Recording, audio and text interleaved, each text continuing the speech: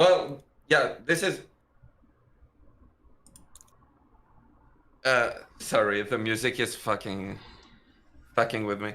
Yeah, like this is the other reason I'm doing this panel because like a lot of people are going to discover you through this. Like there's a lot of people who started on Twitch and who basically gain a lot of views, like gain some clout from this. So yeah, you're highly encouraged to stream it right now, basically when you're doing panel like this, because you're gonna have people who agree with you, who are going to jump from my chat to yours, which is the goal, basically. The biggest mistake you can actually make is not streaming this. I did that for a little bit. You should not do that. You should stream these panels. Not only does it help out someone like Geek and Danabo, but it also helps you out a lot too. Well, it helps everybody else that's actually on the panel too, because the more people that are streaming the exact same information, the better chance that everybody's going to see it. Absolutely solid logic, Polar. I like it. Oh, good. Hey, first agreement of the night. Let's go, CTV. With my webcam, I'm still having issues. It's saying it's busy. Are you streaming right now? I am through Streamlabs. You might have to deactivate it on Streamlabs and. Okay, let me try this now. See if it still says I'm busy. Okay, I'm gonna reload the whereby.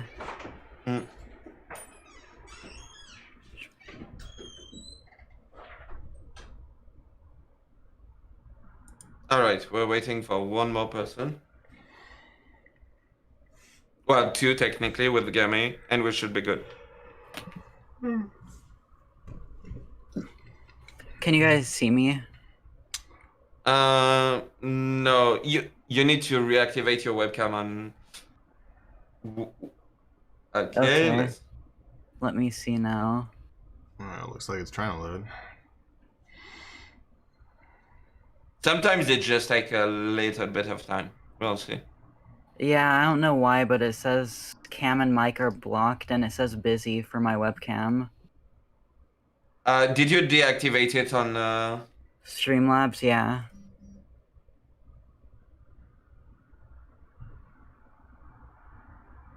Try to reload the page then.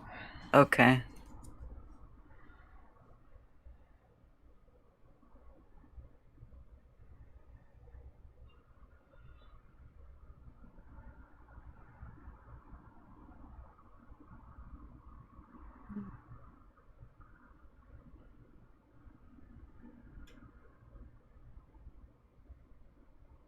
Okay, I'm back.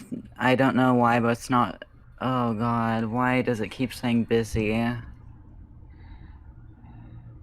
Do you have other scenes with your webcam? I have nothing else my webcam is doing other than this.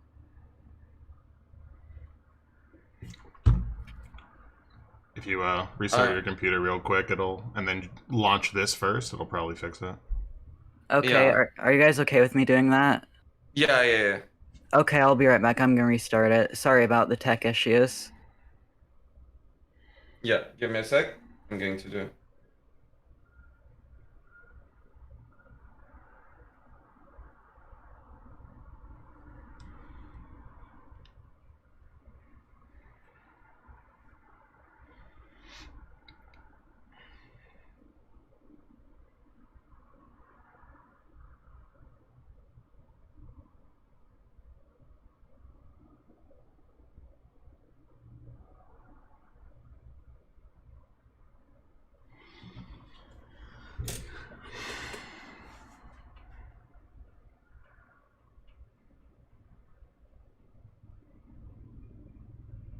All right, Tomfoolery is taking care of field KOE. We're just waiting on Gammy, and we should be good.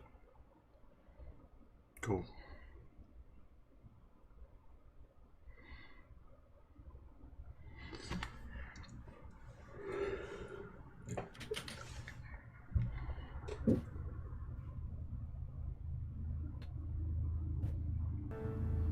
President Joe Biden is taking action on his first day in the White House. He is issuing a historic number of executive orders on everything from coronavirus relief to climate change. One of the executive actions.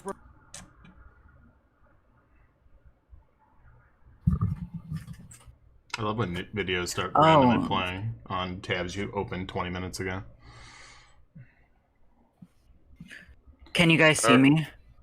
Wait. Yes! Oh, good. Finally. I was worried. Finally, it's working. Also, how are you doing, KOE Nation? Wonderful. How are we all doing there, folks? Awesome. We just need you Good. to join the WebEye, and we should be good to go. I'm just firing that up right now. You're gonna have to excuse me. I just got a Discord yesterday, so y'all forced me into this decade of technology. So, yes. Absolutely no worries.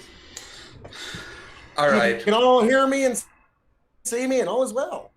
Yeah. A little bit of lag, but that's okay. I'm getting the Texas vibe.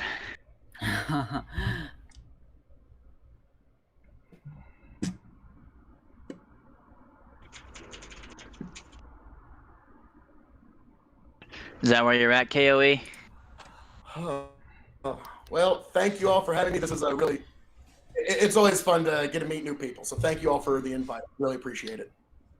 Listen, like I was saying to Tom like earlier, basically like I hang out with Danabo, and when Danabo raided Tom, we saw you on his panel, and we both said, okay, we need to have this guy on our show because like we love your energy. Basically, you are amazing.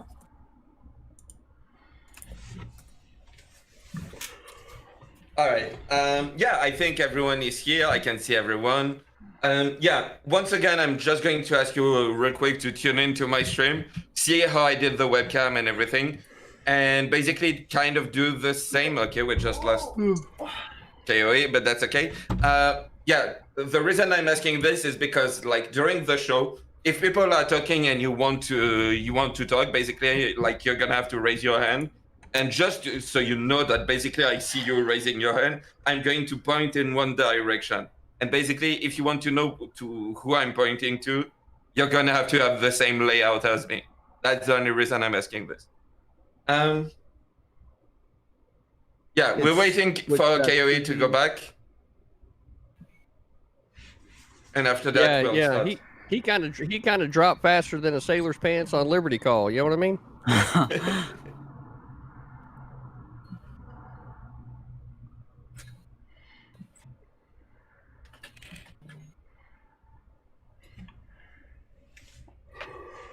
All right, we might have a drop in connection, so we're gonna wait for him. I'm trying to find your. You said it's on your YouTube channel? Twitch, MRG2EK.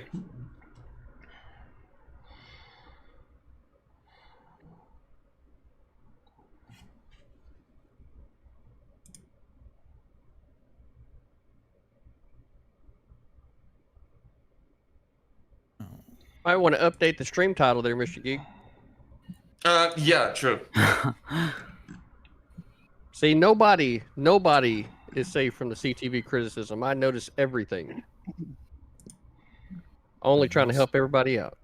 Man, a friend of mine just discovered that Gavin McInnes shoved a butt plug up his ass on like a live stream for the first time, and I was just like, welcome to the world we live in. Leader of the Proud Boys, a neo-fascist organization, is one of the things he's well known for is shoving butt plugs up his ass. All right, that's a great way to start. Okay. I mean, I guess if that's all you got. What? All right. I'm going going to unmute. Sorry. Real quick, I'm going to unmute the stream now, so people will be able to hear you, and I think we're going to start. All right.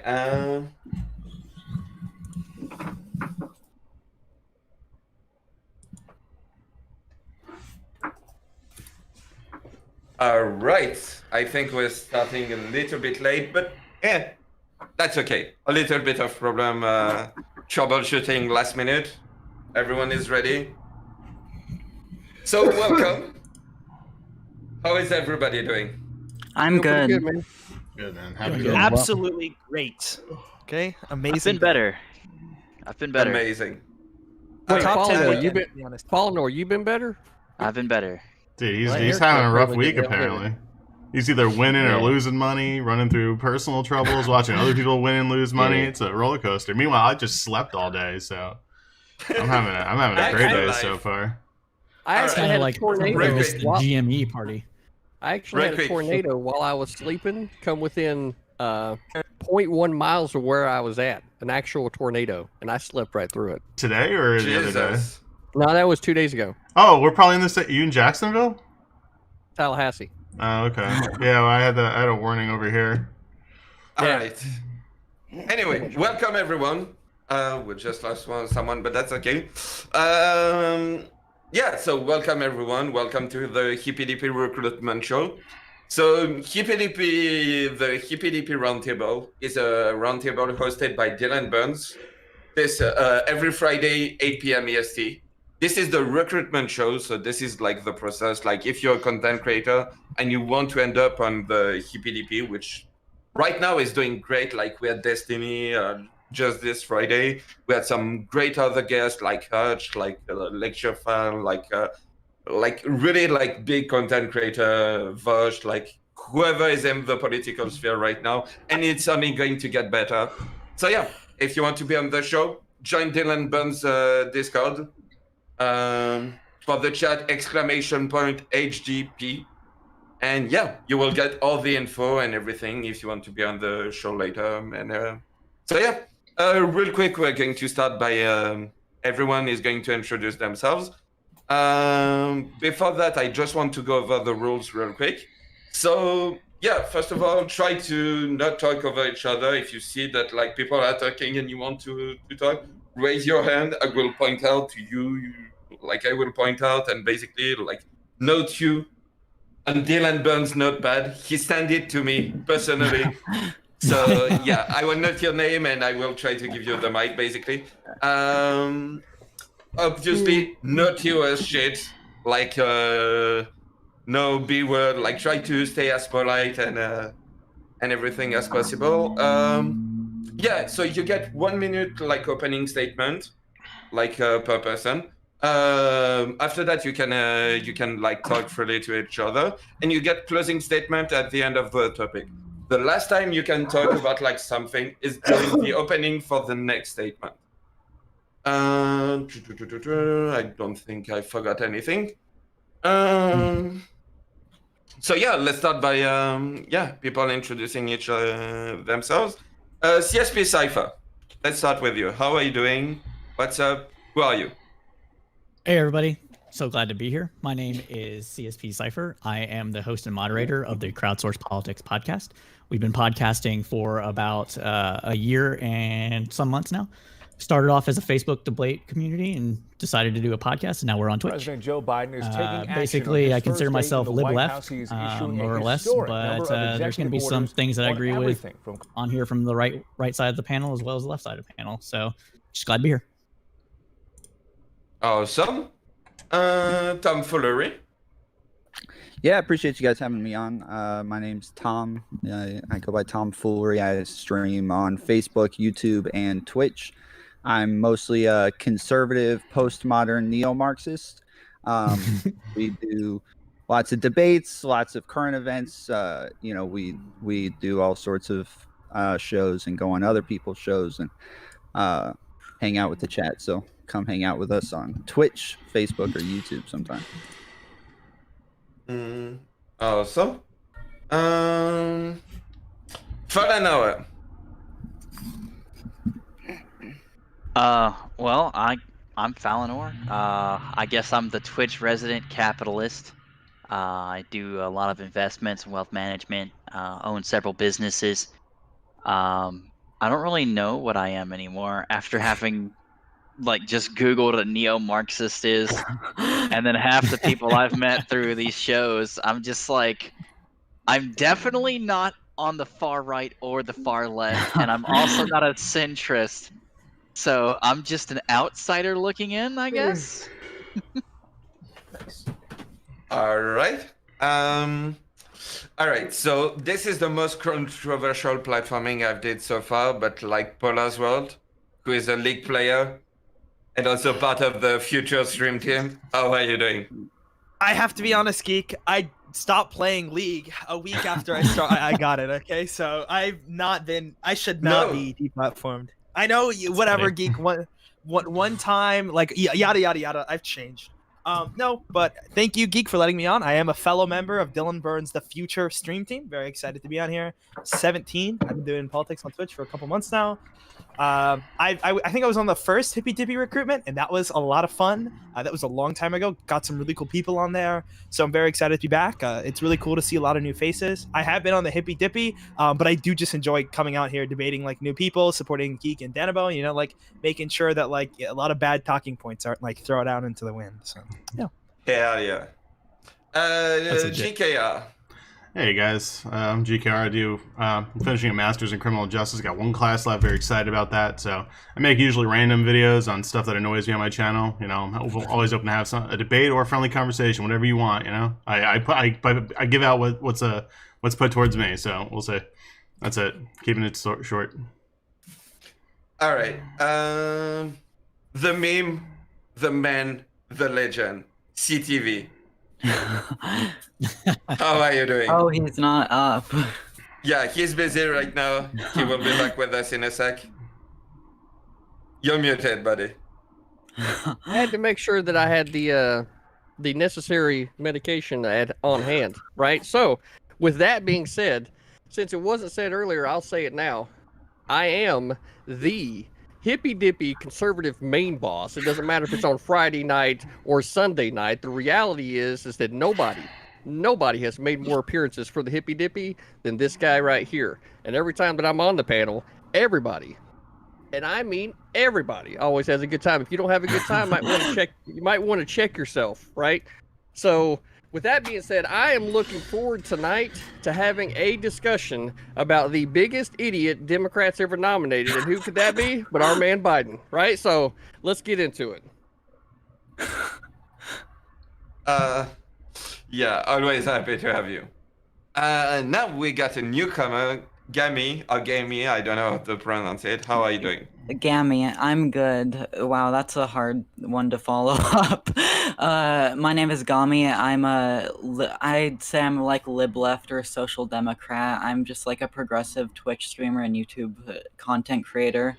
I like politics. I'm a big Joe Biden fan. I think he's the best Democratic nominee in a long time. Definitely better than Trump, but yeah, I'm excited to argue. Right. Phil KOE, can you hear us? I don't know if you can. Yeah, I don't think he can hear anybody right now. I'm working with him on it. All right. I guess we'll get back to Phil later. Also, real quick before I forgot. So yeah, basically, I'm Mr. Geek. I'm the host of this show, and the person in charge of the recruitment who's doing an amazing work behind the scene. And you should all follow is twitch.tv/Danabo, my co-host. How are you doing? And did I forget any rules? I wasn't listening. Have a good time, everyone. And that, folks, is Danabo, right? The man, the myth, the actual legend, right? When are we gonna get Danabo on one of these panels, man? Are you serious? Sure. You can't be the man, the myth, and the legend if you participate, right? True. That's a good point, CTV. Yeah. Which side would I go on? I don't know. That's a good question, Danabo. I don't know, Danabo. With the way you worded those topics, I'm thinking you're leaning one way in particular, my friend. Danabo, low-key, Joe Biden. All right. Yeah, so I think we're going to start until we get like Phil to be like OP and ready for the show. Like we're going to start, and we'll give Phil an intro later. But from like real quick, I'm going to give my shout out to Phil because we saw so basically I hang out with Danabo like when I'm not streaming and everything, and Danabo raided into tomfoolery. And tomfoolery had Phil on his show. And basically, Danabo and I were like, okay, we need this guy. He's got like awesome energy and everything. So I hope he will be like ready later. He will get his sound working. Can you hear us?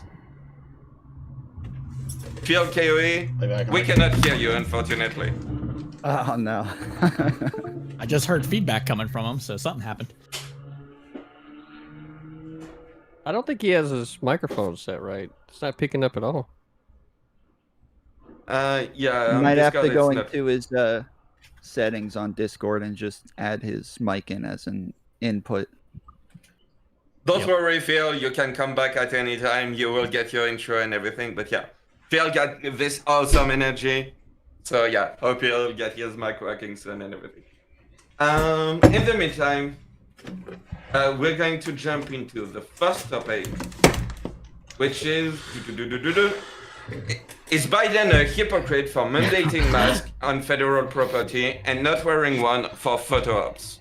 Also, one real quick rule that I forgot. During the opening and closing statement, you're not allowed to interrupt each other. It's a big no-no. So yeah, no matter how much you disagree, either address it in like your own opening statement, or if basically you go like before the person, addressing, in your closing statement, or address it like in the opening of the new one.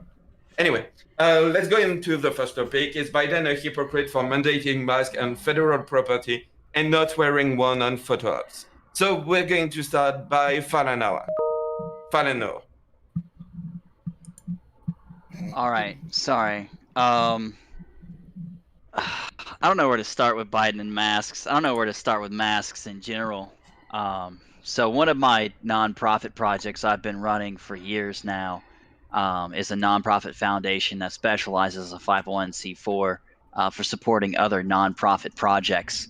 And one of those nonprofit projects is a project that I have is called gearsfordocs.org. So it's a project I created probably back in May, I would say, was when we really jump-started it, when I started working with vendors like 3M and open source communities in general to help to start providing PPE and access to PPE-related data. And so masks in general, they don't work. It's an unfortunate reality, but they're just not rated for it unless it's an N99 or N100 mask or a KN series equivalent. It just doesn't stop viruses. It's not what they're built for, and I don't see the average American buying a PAPR system that's $2,000 plus. And so masks in general, it's just for fear control and psychological effects. Outside of that, Joe Biden has said it, Fauci has said it, Johan Carlson has said it. These are all heads of medicines for multiple countries or current presidents, previous presidents, take your pick. I mean, the masks in general is just for people's mindsets, and that's the unfortunate reality. That being said, the psychological effects by themselves are important. And for some things like water droplet spreading, it does help to contain water droplets. But even the data sets from that is, I think they said 2.8 versus 3.1% reduction. And that's not really an effective enough ratio to put a cost equivalence of an entire global economy. And so Biden can do whatever he wants, mask, no mask, but if he's at least going to require the masks, he should at least wear one himself when he's in a federal building, if he's mandating it for federal buildings. And that's my entire piece. All right. CSP Cypher. Yeah, so is Biden a hypocrite for not wearing masks in federal buildings while requiring them? Of course he is. But honestly, no one really gives a crap about hypocrisy. It is only used as a political weapon against your opponent. The left doesn't have it as a first order principle, and the right doesn't have it as a first order principle either. If they can get a ding in, they're going to get a ding in. So I really don't care. Should he wear it for photo ops? Sure. But as far as this conversation's going to go, I don't think we're going to change anybody's mind. All right. GKR. Oh, whoops, I was already unmuted. Yeah, actually, my take's pretty similar to Cypher. Who gives a shit? You can argue it's bad optics. I mean, yeah, sure, because troglodytes are going to jump on it and just start complaining like, "Oh, he's not wearing a mask, but he wants us to." And it's like, listen, who cares? I go to theme parks. I'm a degenerate asshole, and I'm just saying you can go there and. When you're taking a picture, you can take your mask off for a second. It's okay. It's not going to kill you. Okay. It's probably not going to kill everybody. Wear your mask most of the time. Take it off if you want to take a picture. As the president, he probably shouldn't be doing that, but who cares? It doesn't matter. This is a completely unimportant issue, and it's the thing you talk about. You bang on the table when you have no actual things of substance to talk about. That's it. All right. Gami. Yeah, I think, well, yeah, he is a hypocrite for not wearing one in photo ops. I cringe basically every fucking time I see him in a photo without a mask on while surrounded by people. But I do support, like, he should definitely be doing it in the buildings if he's making it his law to do so. But I don't know. I just think he should start doing it optically, but it doesn't really matter. I basically agree with Cypher and GKR. I don't have much more to add to this one. All right. CTV. Wow. Wow. Straight out of the gate, I know who the enemy is. Right? So Cypher, GKR, and Gammy all are complete and utter hypocrites. Because I would be damn sure that before the election, that these three individuals would have been like, no, Trump, no, we got to have a mask. Oh my God, we got to have a mask. Right? And now they're like, Biden's the president. Like, well, I mean, I guess it doesn't really matter. Right? I mean, Corona's not that bad, right? Hypocrites! I got nothing for the three of you on this damn topic, right? Not philosophically consistent at all, right? To continue this topic would only be for you three to end up so tore up by the end of it that all you're going to be able to do is not sit down for a week, right? That's, man, hypocrites. So, is Biden a hypocrite? You damn right he is, right? And I'm going to call it down the middle the same way that I was calling it down the middle before. So y'all have fun. All right, tomfoolery. All right, yeah. Is Biden a hypocrite for not wearing a mask? Yes, definitely. He should have worn the mask in the pictures. I think that's pretty obvious. And so far, sounds like everybody agrees with that. As far as Fallen Art talking about whether or not masks work, that's like a very broad statement. Like what works? Like if it helps, I think that's the goal, is whether or not it helps. It sounds like masks help, and I think in all we wear masks because they help in general. So I don't think it's a matter of like, masks just make all COVID go away and that's it. Like we all think that we're all COVID proof because we're wearing masks. Like that, I don't think that's the case. You put on a mask, it helps in general. That's the point. All right. Do we get Paula? Sorry. Okay. Wow. There have been some things that have been said on here already that are already pretty fucking cringe. Okay, I have to say that out the gate.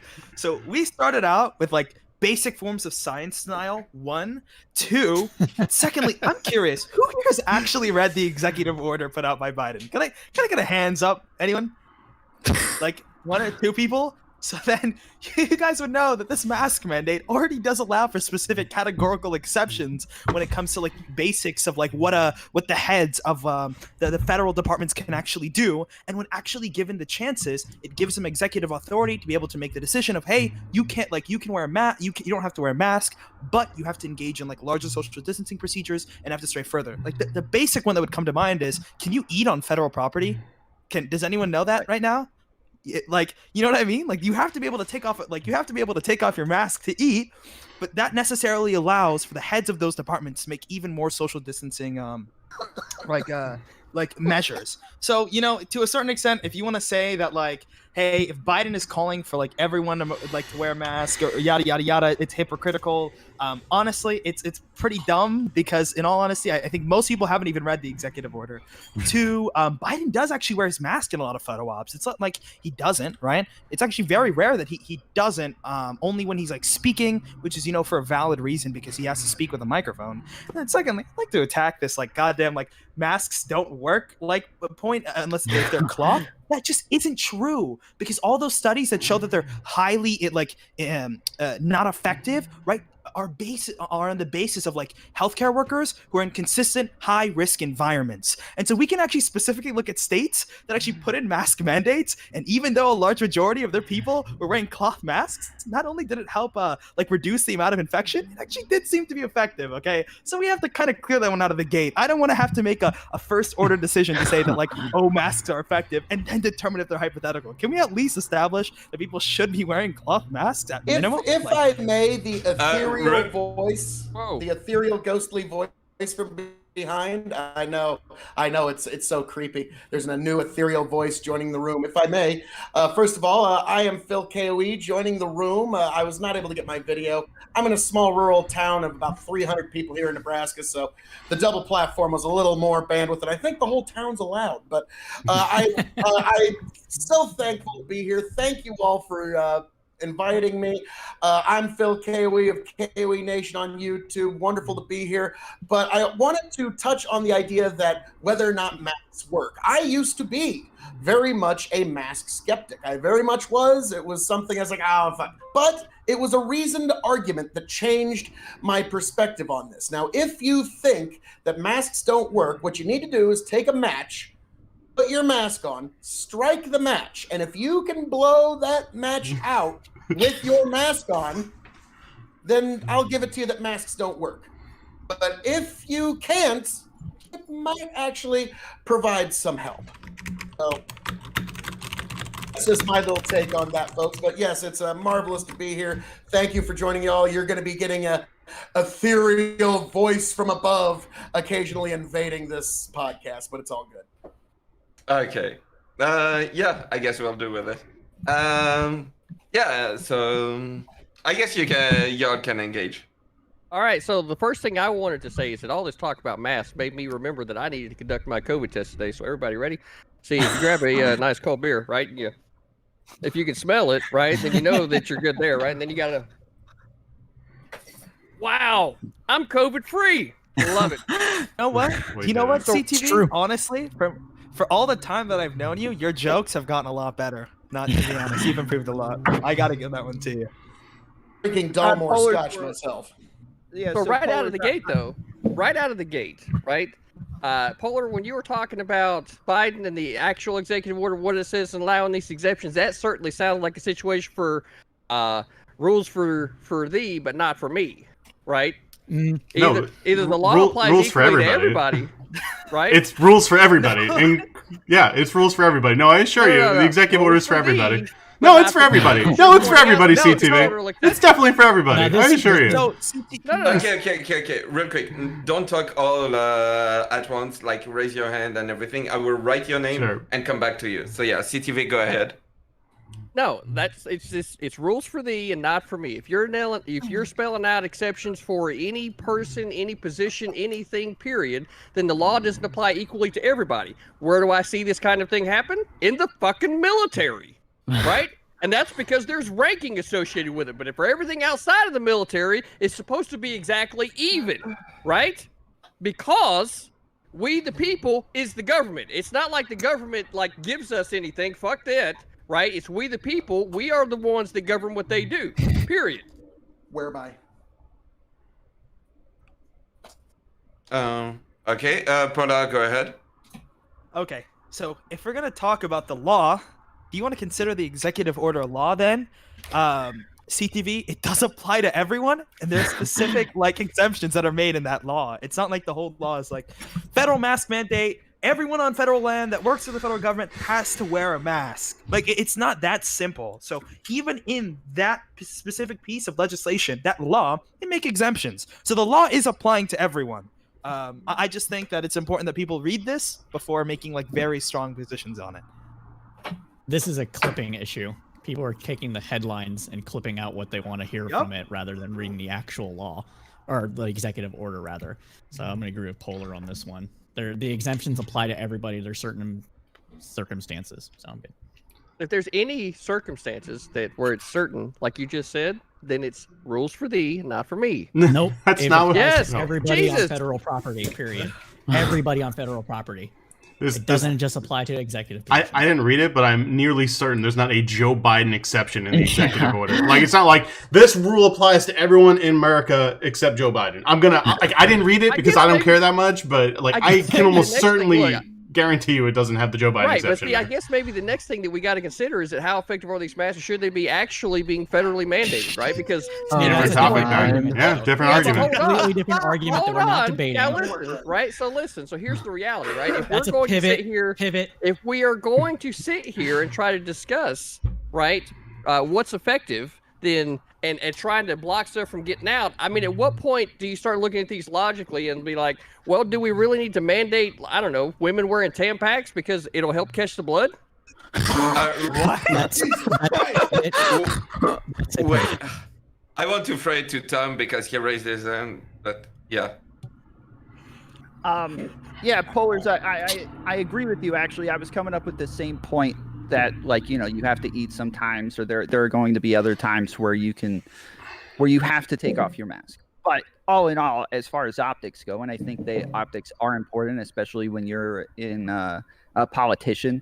You sign an executive order that says that you need to wear masks on federal property, and then you go take a bunch of pictures on federal property. It looked like he was with his family and like people that he's around on a normal basis, probably not wearing masks around them anyways, so I get it. Like, I don't care, but as far as the optics go, yes, it looks very hypocritical, and it looks bad to not wear a mask right after signing a national mandate.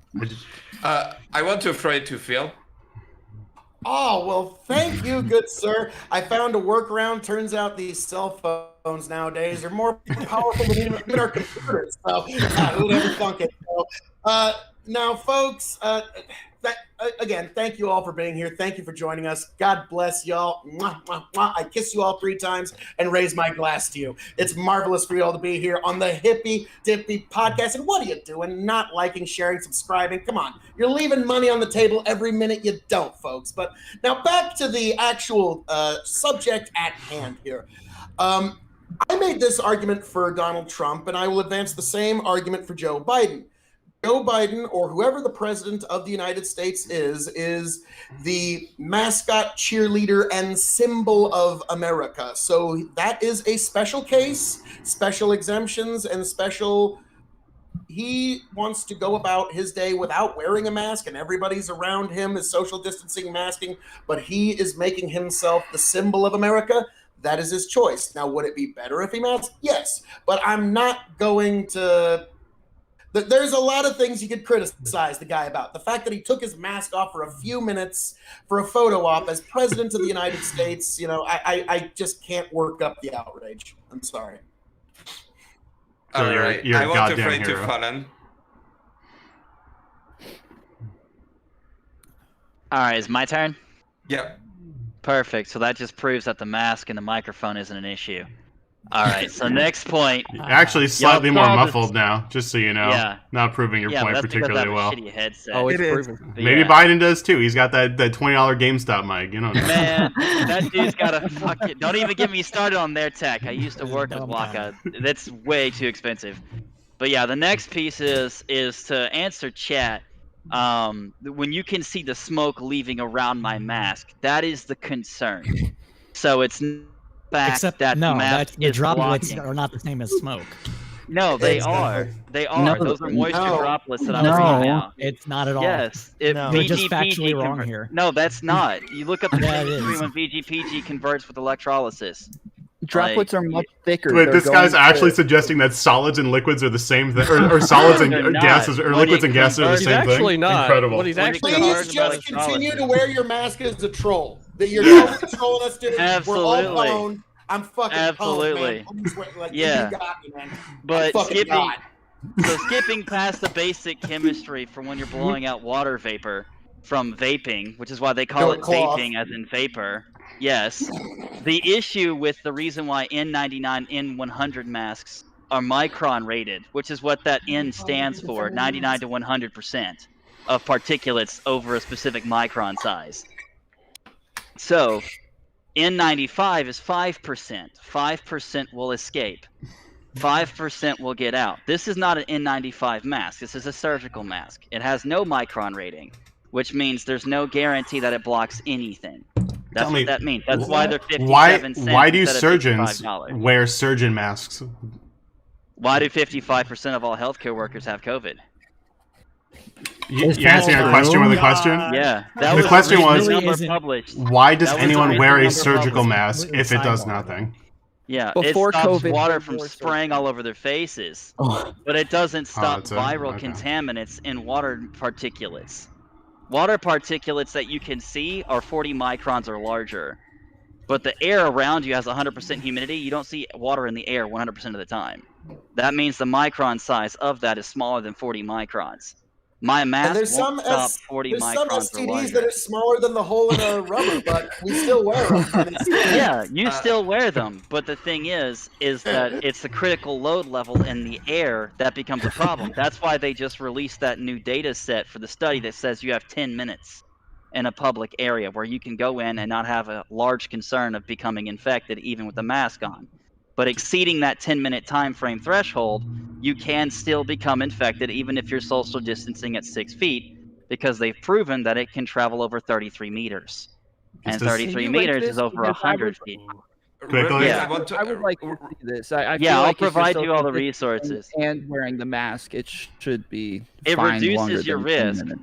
Yeah, it reduces your risk, but you can still become infected. That's why doctors are still getting it. I And want that, to throw, Sure. yeah, and real I'll quick, drop I all the want to throw resources it. later. Go ahead, Geek. I want to throw it to Paul as well, then Gammy after. Yeah. Okay. So even if we can determine that some masks are less effective than other ones, I can almost guarantee that having a mask, a surgical mask, in a high-risk setting is much better than having no mask. Not True. only is this supported by empirical data, I don't know why you keep going back to this point. Like, even if you don't necessarily intend to look like a skeptic, you're looking like a very big skeptic right now, and it isn't like very optically useful. I would say that even when we engage in mask mandates, as I mentioned earlier, we've seen reduced amounts of COVID transmissions through putting on masks and putting on mask mandates. So even if cloth masks aren't as effective, I don't think anyone is going to disagree with you there. We should still encourage people to wear them because it reduces the risk. We're never going to get to the point where everyone can have an N95, right? Or maybe we can, but it's just too expensive. We're never going to get to the point where all COVID-19 transmission is going to be gone completely, right? But what we can do is try our best to make sure that we can reduce it as much as possible. That's the goal of this. We're never going to be able to stop the spread 100%, but we can do our best, and that's what matters. Also, a quick reminder: this was not the topic. The topic is Biden a hypocrite? Not are masks effective?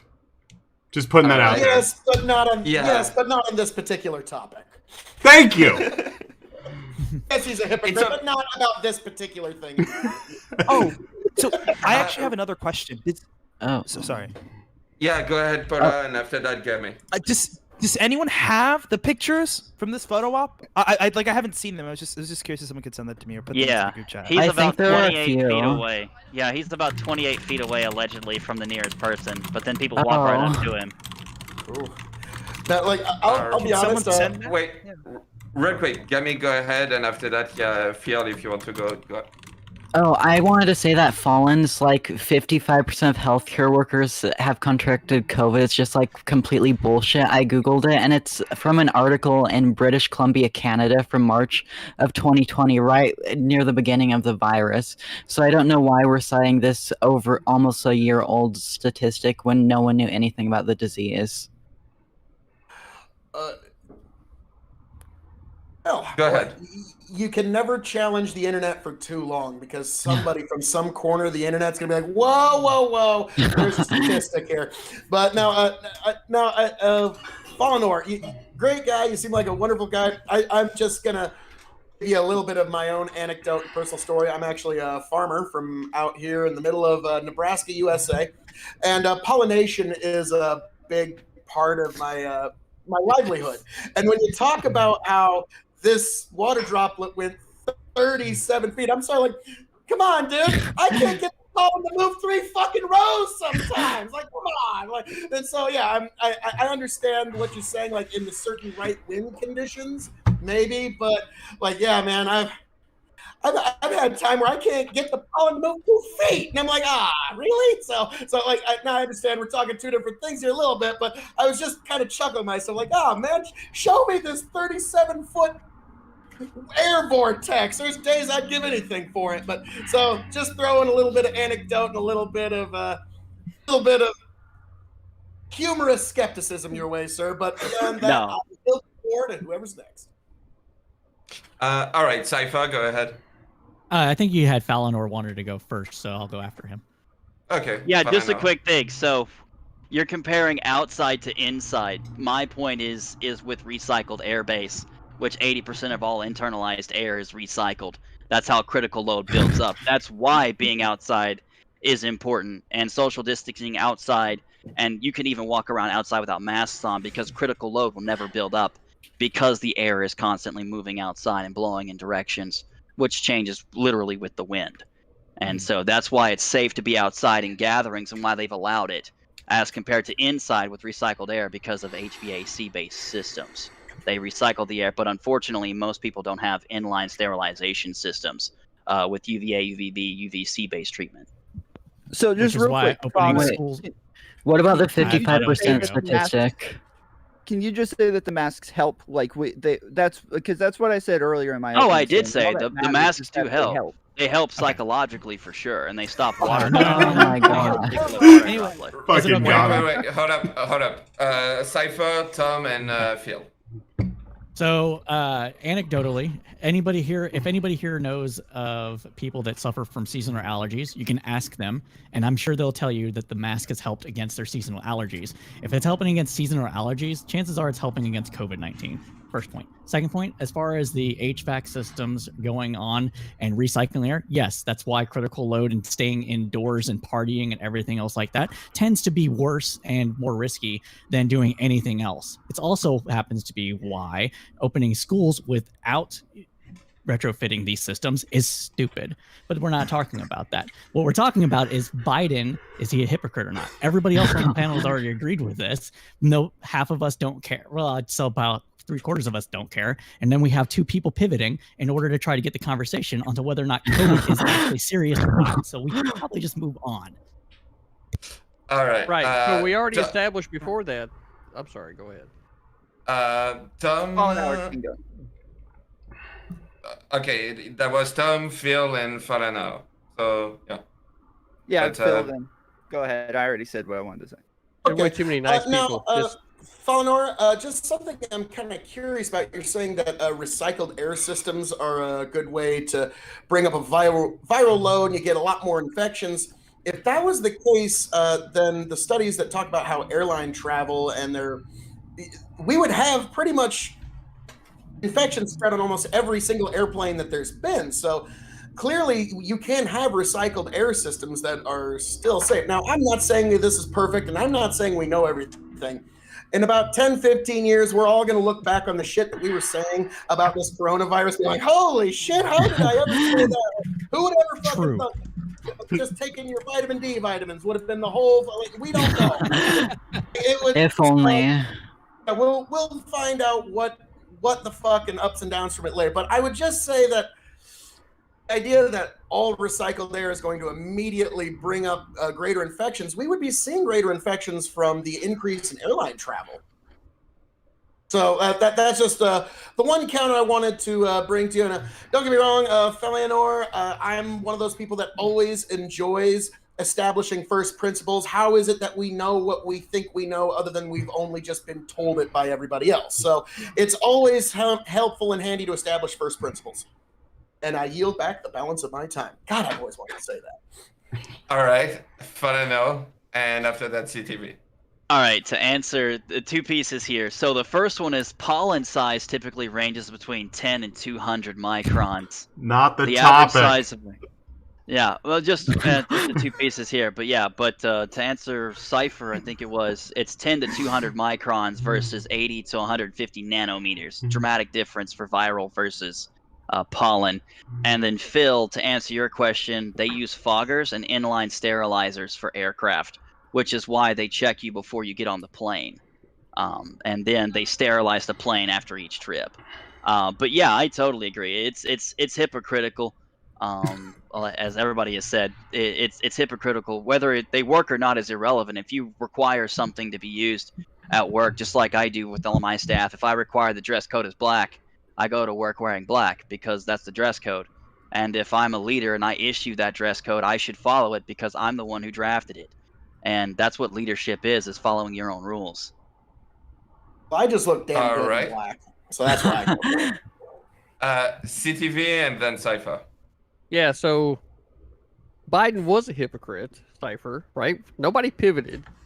Right? The whole reason. No, of you pivoted. That's No, no, that's no, a pivot. The whole reason, COVID is the whole true or reason for not. moving past that was because it was already addressed, right? So then we moved to the next point, right? No, so you guys There's pivoted. no I next point understand. here. I argue against us. Right. So when you keep talking, whenever I'm talking, you're only making the point for why we can't act like adults right here and have a damn conversation, right? So since I'm still talking, shut the fuck up, because whenever you're talking, I shut the fuck up, right? So we got this squared away now. So reality is that it was moving past the point. Welcome to the conversation and how these roundtables work, right? Because once the point is addressed, you move on to the next thing. You don't get the screen pivot, and then all of a sudden that's what it's all about.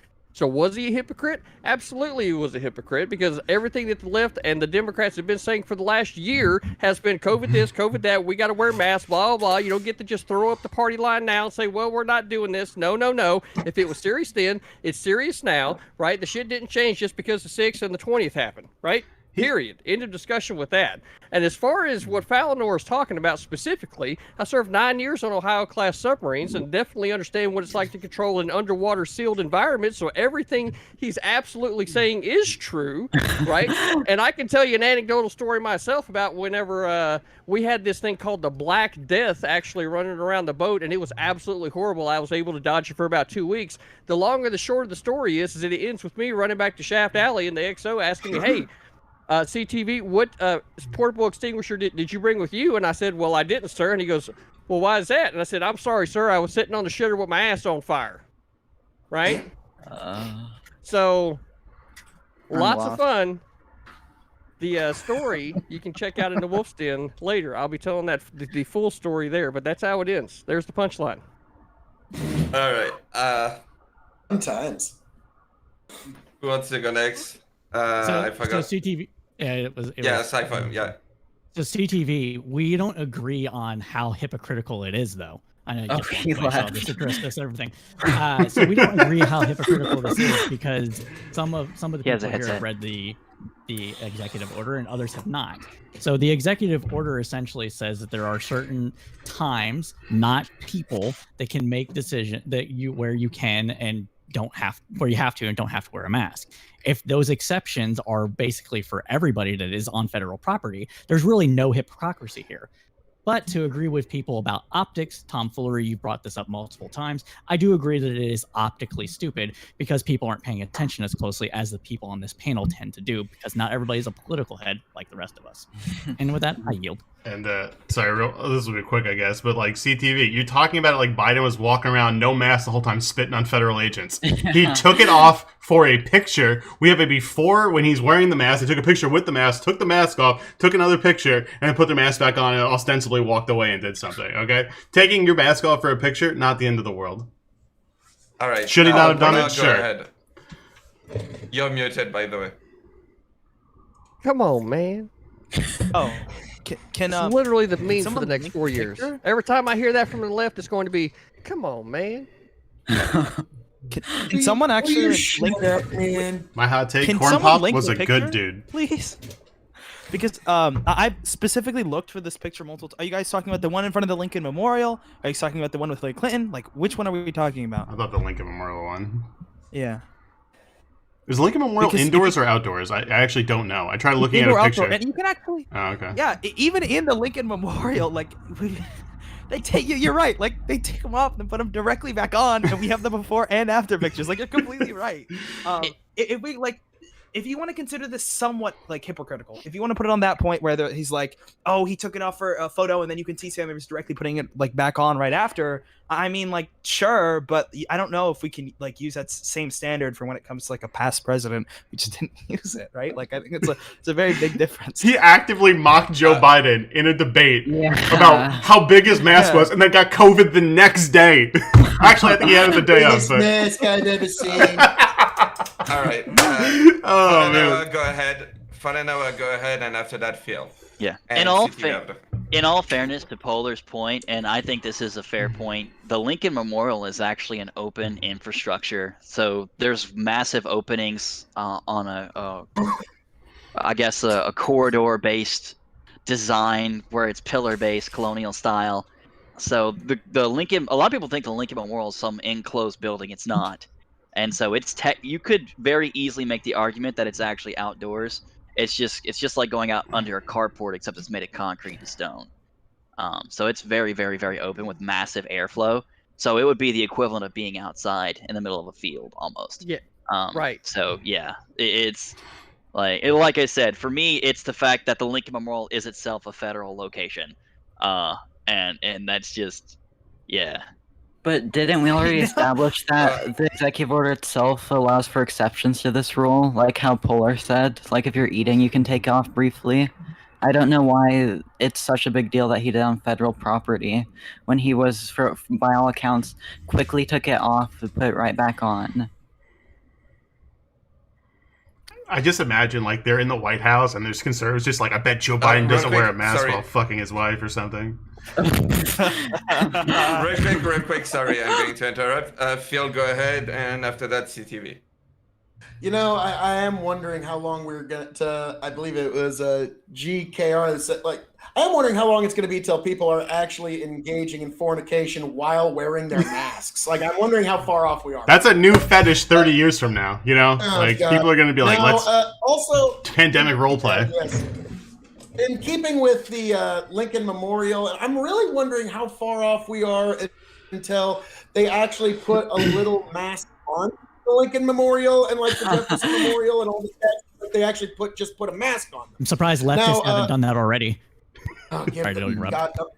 Don't tempt me. Don't give them ideas. But now, actually, this is kind of funny when you mentioned when Trump got COVID.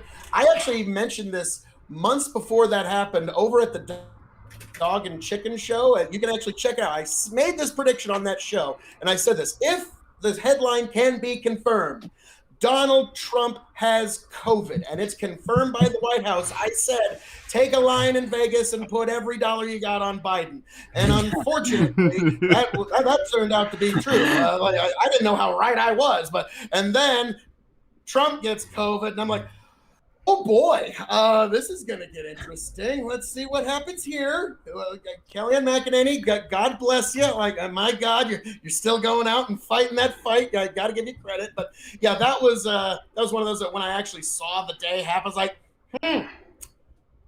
maybe I should call Vegas. I put my bet in, okay, and I made a nice $400 on that. Hell yeah. Good for you, sir. Good for you. Presidential betting is always kind of weird. Like I always find it funny that town is so ice cold. I'm shocked they don't have a line on just about everything. For the record, I slept like a baby on Tuesday. When everyone's like, "Oh, Biden's gonna lose," I'm like, "I'm sleeping like a baby. I'm fine. My money checks cashed like a month ago. We're good." True. It's a formality. Did they delay getting you your check back? I'm just curious. Did they delay? I got getting it. Your check? Yeah, they did for like a little bit. I got it like mid-December. I got it before the Electoral College, man. I think I got it like, or maybe it's late November. It's like November like 25th. I think I got it. I think I got it before Thanksgiving or something. All right, I want to throw it to CTV, and yeah. Well, I got a question here. Tara Reid have her day in court? No, because she didn't have an accurate story. No accurate story, huh? Yep. I have no idea. Somebody in chat asked me to ask that, so I was like, sure, why not? So there's kind of how it works. I don't Tara want to Reid didn't actually press, to answer your question, Tara Reid didn't actually press any charges that would have gone to court because her story was faulty. That's why we say her story is faulty. When she when she brought it to the DC police in order to go after Biden, she didn't refer to Biden by name. And the reason that she didn't do that is because if it was found out if she was lying, she would have been able to be charged criminally for lying about a crime being committed. Okay, so the thing that I really wanted to get back to was GKR not knowing whether or not the Lincoln Memorial was indoors or outdoors. Did anybody else not know whether or not it was indoor or outdoors? I looked at pictures of it. I've just never been to it. It looked like it was the open air thing. Never been. I might have when I was like 12. I don't know. I think I went one time 10 years ago, but I don't remember it. I remember going to the Washington Memorial, but I just don't remember. I don't remember. Like nobody else watched Forrest Gump. Nobody else watched Forrest Gump. No. I mean, you got don't look. think you're There's so dating many yourself here. fucking movies where the Lincoln Memorial is like Well, right yeah, there for you to see. it This foregrounds big-ass Lincoln. motherfucker Yeah, sitting on a stone and I step thought it was from outside. Then I outside see it's where the enclosed. Yeah, I right? see it's enclosed, so I don't know what's over it. How do you not know this? For the Planet of the Apes remake, where the I don't Lincoln know. Memorial was kind of outside, I did see that one time. I'm just, Alright. I don't CTV. I just don't think our. Oh, sorry, Geek. Yeah, I want to throw it to Phil, and after that, Gami. And if you want, I gotta say, Wait, the why Lincoln me? Memorial has always been inside, and I've been to it a million times, and you're all un-American and unbased for not visiting me yet. Okay, goodbye. I was like, where did that just come from? Who? that was Dylan Burns. Wait, Love you, Dylan. Of these flavors, and you choose to be salty. Wow.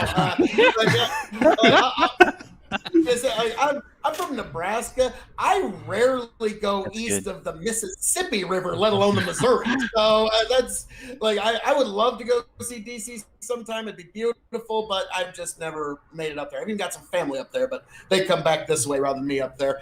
But in regards to like whether we're talking about Biden's accusers or anybody's accusers, the thing that you always have to keep in mind is when there isn't anything objective or measurable, what you're talking about is something that's not only unknown, but also unknowable.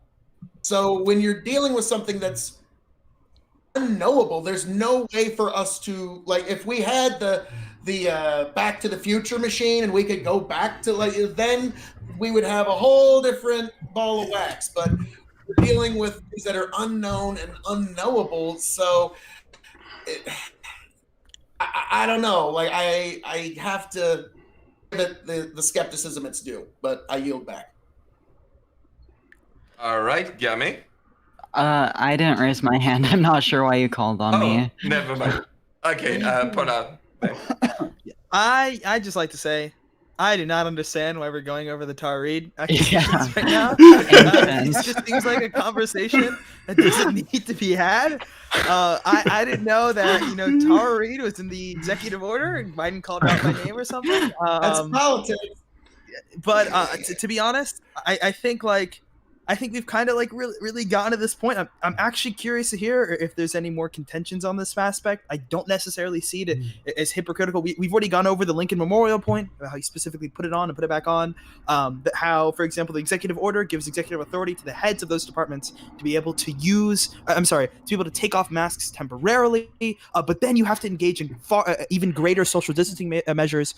They're called like assistant or adequate, like other measures that have to be taken. And I mean, they did that in this photo. If we want to talk about the optics of this, though, optically, if you want to say there's like a little bit of a negative hit, sure, but I do think the fact that Biden put it on right after, and they had it before, they had before and after pics, as well as the fact that like Biden continuously wears his like masks in photo ops like a lot, in the sense like he'll walk up to the podium wearing a mask consistently wears it. I just don't know if the American public cares about as much as like this, in comparison like when you have a president that literally just thought it was stupid and would make fun of other candidates for wearing it. I mean, I don't know. Real quick, I want to throw it to Phil. I will throw it to you, Gami, after. And after that, I think we'll go into a closing statement. Okay, cool. One thing I did want to say in this regard is this is another one of those instances where the left is eating its own tail, where you have Joe Biden of all people, we're saying you don't wear your mask enough, Joe Biden. And like, so this is a big problem for the left, and it's going to be a huge problem for the left going forward for decades to come. And it's that those on the left want to hold everyone to an unattainable platonic standard of perfection. And to the extent that you fall short of this unattainable standard of perfection will be the club that they use to beat you over the head with and try to push you out of public life. And that Hold on. will Who on the left complained at Joe Biden for this? This is just like everybody's giving Biden shit about the mask. This is mostly what's the word I'm trying to look for? This is more of a leftist phenomenon of what the fuck are you not doing wearing your mask? I could be wrong, but the left-leaning people here all said, "Who gives a heavy shit?" condemnation from the right. It's just not. These gonna are be a big Fox. deal. No, these are Fox News like hit pieces. These are not the left getting onto him for or canceling him for not wearing the mask. This is right wing, like, you know, let me just cherry pick as little information as possible and put it out, and then I know my viewers are never going to go double check any of it or see if he wore a mask before or after or see what the actual mask mandate said. So we're just going to put it out and make Joe Biden look as though he's hypocritical, but like in reality, that I don't think there's anybody on the left who cares about this, because you can see The he's mask buying. Wait. Sorry, I want to throw it to Gami, and yeah. Maybe after that we'll go into closing statements. So yeah. I'd like to just add that unlike Trump, who called the pandemic a hoax, and talked about injecting bleach or using hydroxychloroquine or whatever that drug he pushed at the beginning was, which was later found to be false. Biden hasn't been pushing false narratives about this disease, which has taken nearly 500,000 Americans' lives, nor has he been. I remember watching a press briefing where Trump told a reporter he wouldn't answer his question if he didn't take off his mask. Biden has done none of that, and to think that they're any way comparable is just foolish. That's all I have to say. All right. Yeah, let's go into closing statement. Falanoa, just so you know, your cam is blank for me. I just see like a black square, so yeah. Don't know if it's your way to supporting, but no. I'm going to make that joke. Black Lives Matter. Sorry. All right, let's start by... Well done. Let's start by Polar's World. Yeah, so I have to be honest, I didn't even know about this until Danbo sent out the topics. I'd actually never even seen this photo till actually till the debate actually started. So I was curious to see what people were talking about. But this turned out to be a topic that I think Tom said it, that was very heavily pushed by the right. And it's funny because the more that I looked into it actually looked like there was the initial pictures of the Lincoln Memorial and then the Biden and his family there, and then afterwards they had the before and after pics come out, and then they started to retract their measures, which I thought was really funny. It's also really interesting to see that a lot of people just had not read the executive order and would literally just go off the headline. And then lastly, talking about the optics of it. The optics of this, the fact that the majority of people, I can almost bet, did not know about this. I didn't know about this. The majority of the left didn't know about this. I don't know if Biden's going to take an optic hit from this, only because he's consistently wearing a mask in almost every other thing that he does. So, I mean, I thought this is a pretty funny topic. Oh yeah, all the COVID mask denial stuff, that's really cringe, and we probably shouldn't do that, to be honest. All right, GKR. Okay, so I think it was all right. So the whole point of this, and the reason why I was complaining about this as a topic, is because the whole point of this is to waste our fucking time. Okay, this is a conservative tactic. We're gonna complain about things that no one gives a shit. Oh, Obama wore a tan suit. Oh, he put Dijon mustard on a hamburger. That's un-American. That's literally the whole point of this. It's to waste our time. So I'm spending an hour talking about, oh, is Joe Biden a hypocrite for taking a mask off for 4 seconds, instead of talking about an increase in minimum wage, a $2 billion stimulus, or the DC statehood, or any of the various other issues that are monumentally more important to every single American in this country. Instead, I'm talking about, is Joe Biden a hypocrite for wearing a mask? It's just vaguely gesturing at hypocrisy to waste our time, because time, this is the fundamental thing about the failure of the marketplace of ideas, okay? Time is a finite resource. The time you spend arguing about bullshit is the time you don't spend arguing about things that matter. This is the entire conservative strategy. That's why they always argue about wedge issues and other bullshit that doesn't matter, because they don't want things to change. And the more time they have you arguing about abortion, gun rights, and all this other nonsense, is the time you spend not getting things that matter. That's it. All right, Cypher. Yeah, so I will say that maybe Biden takes an optical hit for this, because it is a somewhat hypocritical stance, even though everybody on this panel knows that it's not. Well, everybody on this panel agrees that it is to some extent, but not really as big as a deal as people make it out to be. Nobody's reading into this as more than a headline or seeing a couple of photos, and they're going to go scratch their head and be like, oh yeah, well, that was pretty hypocritical. So, but as far as GKR stated about things not mattering, yeah, I'll agree with that as well. But I don't really see any big super issue with this. I don't think it's going to end up being anything, 2 weeks. All right, Tom. I'm pretty much gonna stick with my opening statement. I think that as far as optics go, I think that they could have looked forward and known that this was going to be a thing. I don't know how you deal with that though, to just say like, well, just don't take pictures, because you're not going to take pictures with a freaking mask on like that. That kind of defeats the purpose of taking a picture if you don't know who you're taking a picture of. So I think all of the people on here who believe masks work understand that in this scenario there's nothing really in danger here. There wasn't really any sort of problem.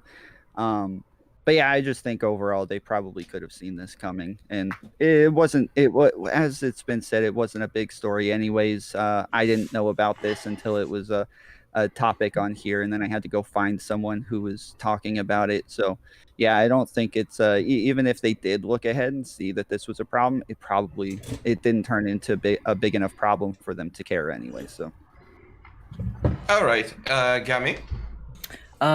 Wear a mask. That's my end statement.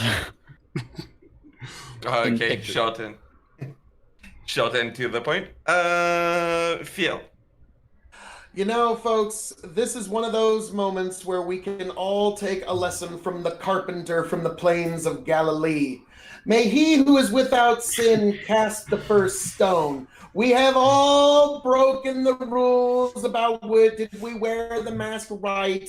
Did we do it proper? Oh, we had it hanging on our nose. We had it hanging on our chin. Oh, fuck it. I'm just running in here without my mask. Oh, shit. Did I not sanitize my... We have all broken these ridiculously stacked rules that have been stacked upon us a lot. We've all done it. Every one of us is guilty. So again, I say may he or she who is without sin cast the first stone. And I yield back. Amazing. CTV.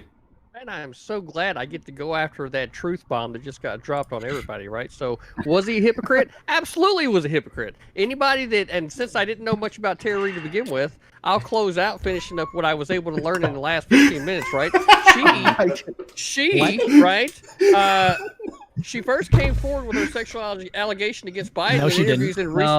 I'm reading a fucking CNN or news article right now, so don't tell me what the fuck I'm reading.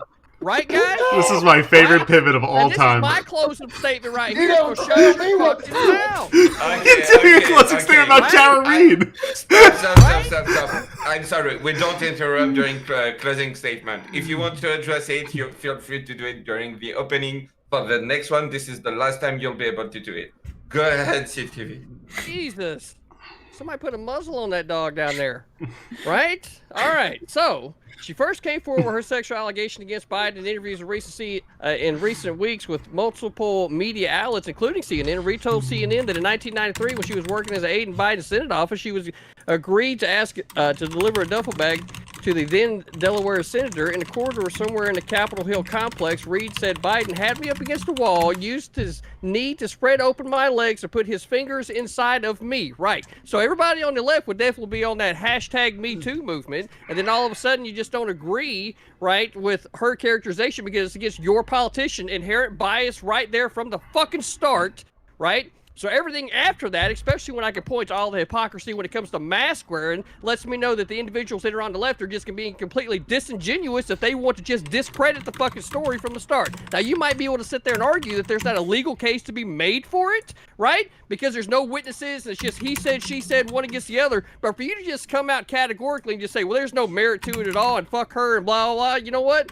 And just throw it in the same fucking pile when it comes to the mask wearing and all the other fucking hypocrisy that I see. And it's all a bunch of bullshit, and I'm kind of tired of even having conversations with people that don't even bother being genuine, because you wouldn't even be the type of people that would be agreeing with Phil, right? That all of us have broken all these fucking rules, and that's where I would say, does it really need to be fucking law if everybody is fucking breaking it, right?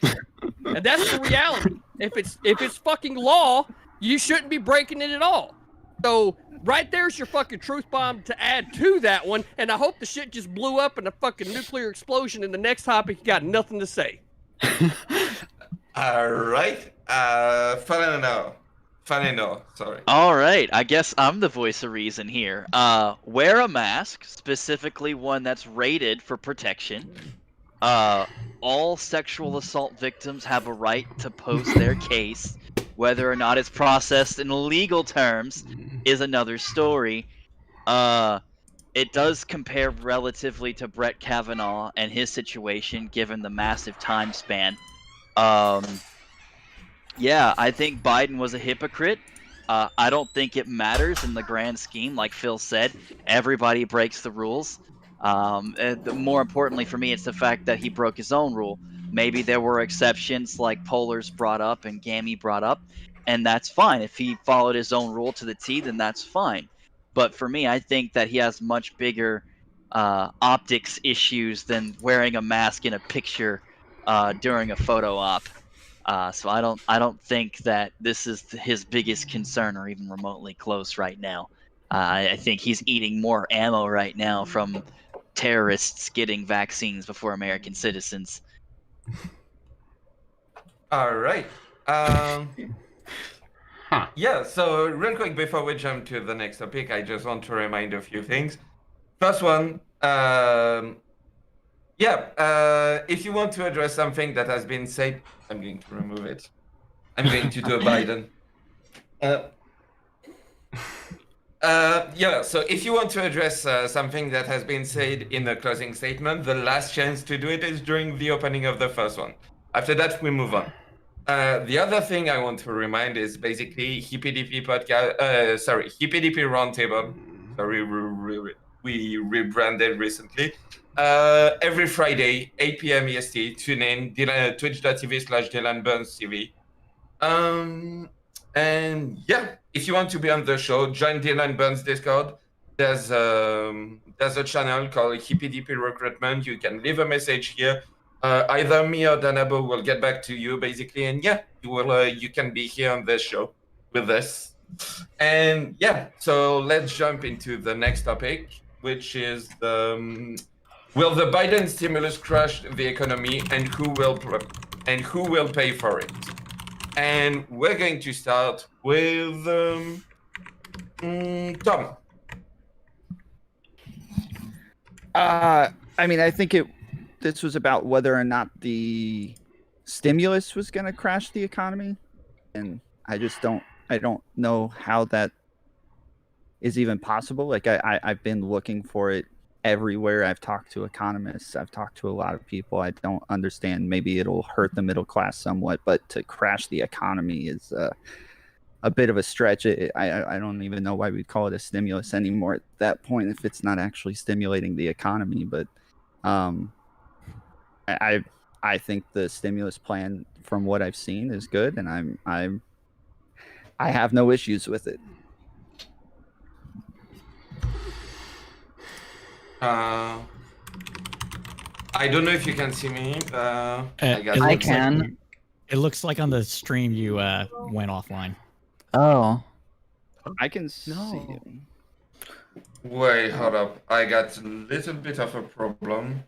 Technical difficulty right now. Streaming offline, but we can still hear you, and everyone's still live on my channel. But just so you don't say on mine. Yeah. Just on mine too. Streaming. The economy crashed so hard it brought down the stream too. Okay, so just so you know what happened, all of my screen went black. Oh no. So what I'm going to do is I'm going to restart the computer right now, and yeah, I'll be right back. If you can send a message to my chat, Danabo, to say to people, the show will be right back. Who do you want us to send it? Danabo, my co-host. Oh. All right, be right back. I messaged the Twitch chat and said they were working on getting it back. Oh, good. So I guess in the meantime, in the interim, I want to argue about the Tara Reid thing, but No, I think we should just ignore that. But Critical Thinking Veteran CTV, if you want to debate that issue, You guys I'm happy to should. debate it with you. on your channel or mine, we can talk about the ins and outs of that kind of hypocrisy, and I'm more than okay with that. Not hypocrisy. But he's got us muted. So. I think he's we can't talking hear to you. his channel. Yeah. No, he's talking to his channel right now. Oh. Yeah. But yeah, my biggest thing is this: as someone who's been through that as a survivor, I think that everyone has a right to tell their story. Where that goes and how far it goes, I think that's left up to the courts and due process, which I'm an avid champion of. I agree. That's the Yeah, conflation and- I was having an issue with CTV. Like, just because like some claims are found to be meritless, one doesn't mean you don't like believe survivors. You don't get them therapy, get them help, give them moral support. It doesn't mean you don't do any of that. It means when the claims can't be vetted, not because they're not necessarily true, maybe because it happened 30 years ago and there's just no witnesses to that. That happens, and you can feel bad, you can pity the person, you give them all the moral support and the help that they need, and that's it. That's what you do, and then no criminal charges get pressed or whatever. And oh, hi, you're back. Nothing hypocritical about it. Enough about that rapscallion ne'er-do-well who runs this. Oh, hey, welcome. Nice to see you. It's a mutiny. Fallon, to your point, there was just the broad version of the left believed her and wanted it investigated, and then as time went on, her story I'm changed aware. and stuff like that. Okay. Yeah. There was a lot of weird things that happened about it that led to people being disbelieving of it or other things. And my thing is this: is I find it 100% unacceptable and despicable that someone would lie about something like that. Real quick, just so you know. Yeah. Okay, so first of all, I'm back. Just so you know, I'm live. I just pressed live again. Give me just a sec to re-put everything together. Yeah, no problem. We're on the same page, Fallon, then.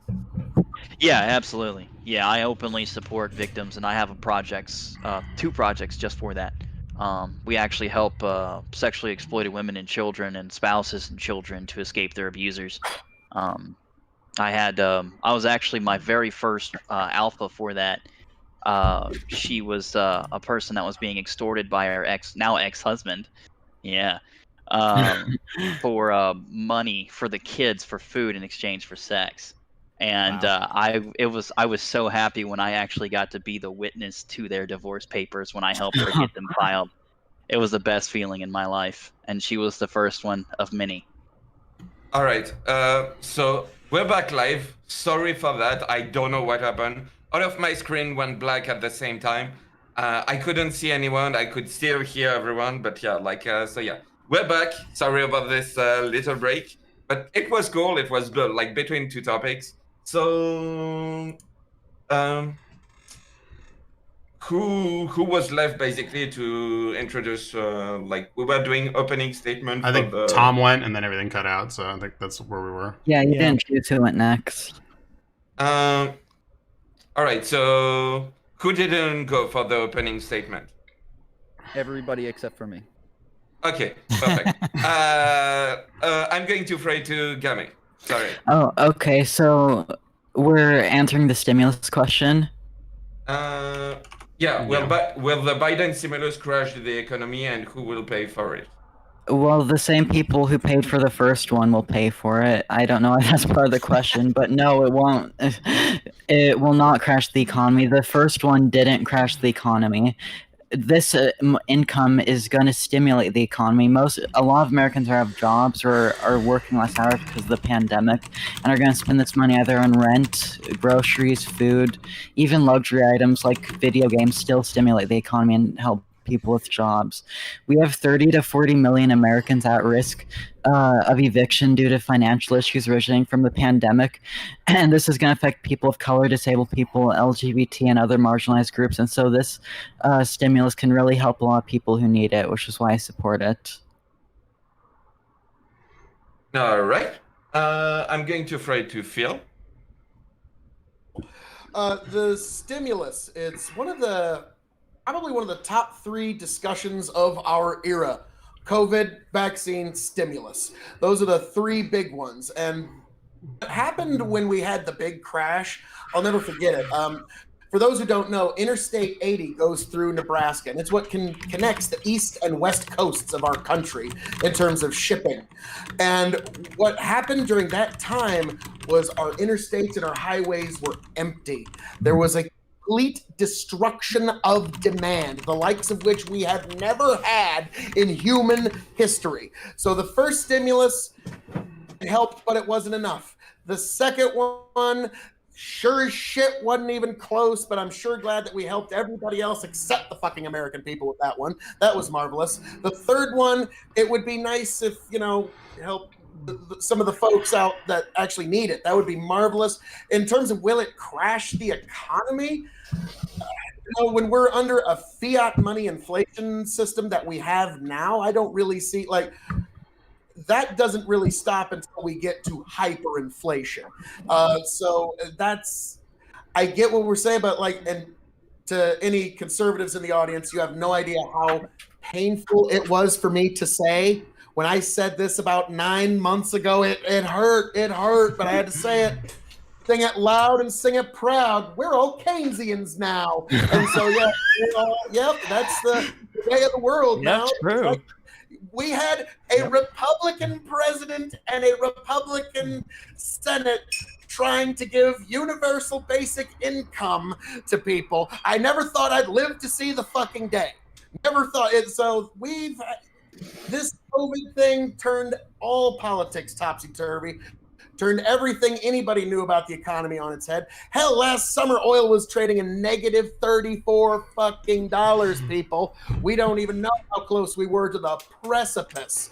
And we've been able to claw ourselves back. We should all be quite thankful and grateful for it. The next stimulus, each stimulus is going to have a diminishing return. There's going to be less and less good that we get from each stimulus. So eventually we're going to have to find a way to undo the destruction of demand. How we do that, we shall see. I certainly hope Joe Biden is successful. It remains to be seen. And I yield back the balance of my time. Amazing. Let's try to Paula. I've seen no evidence to show that this stimulus plan is going to crash the economy. So curious to see if anyone actually has data on that. There's actually one critique that I'll actually make of that, of the current stimulus plan, is that you probably shouldn't be giving out checks to people who make above $78,000.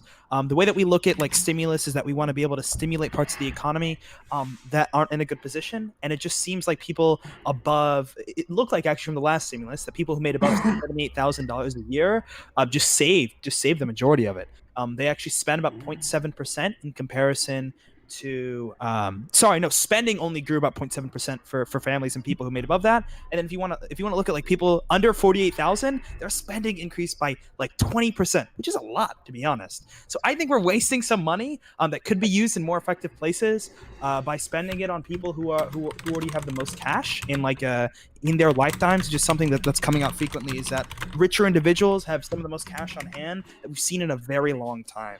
But generally, I think this is a positive thing. Brookings Institute has come out and talked about how with the available information now, this stimulus package is expected to get us on a pre-COVID economy that was expected by 2022. Sorry, the estimates for a pre-COVID economy. So if we didn't have coronavirus, that's where we'd be. So, without the stimulus, it looks like we're in a much worse position. GDP is going to go down a lot. Not only that, we don't want to leave some of our most affected individuals in the dust for another couple months.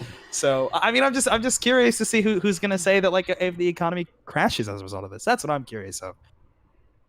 All right, I'm going to throw it to Fareno. All right. Oh, this is a good one. No, it's not gonna crash the economy. The most it will do is cause more inflation. Right now, December inflation is up 1.1%. Unemployment 965,000.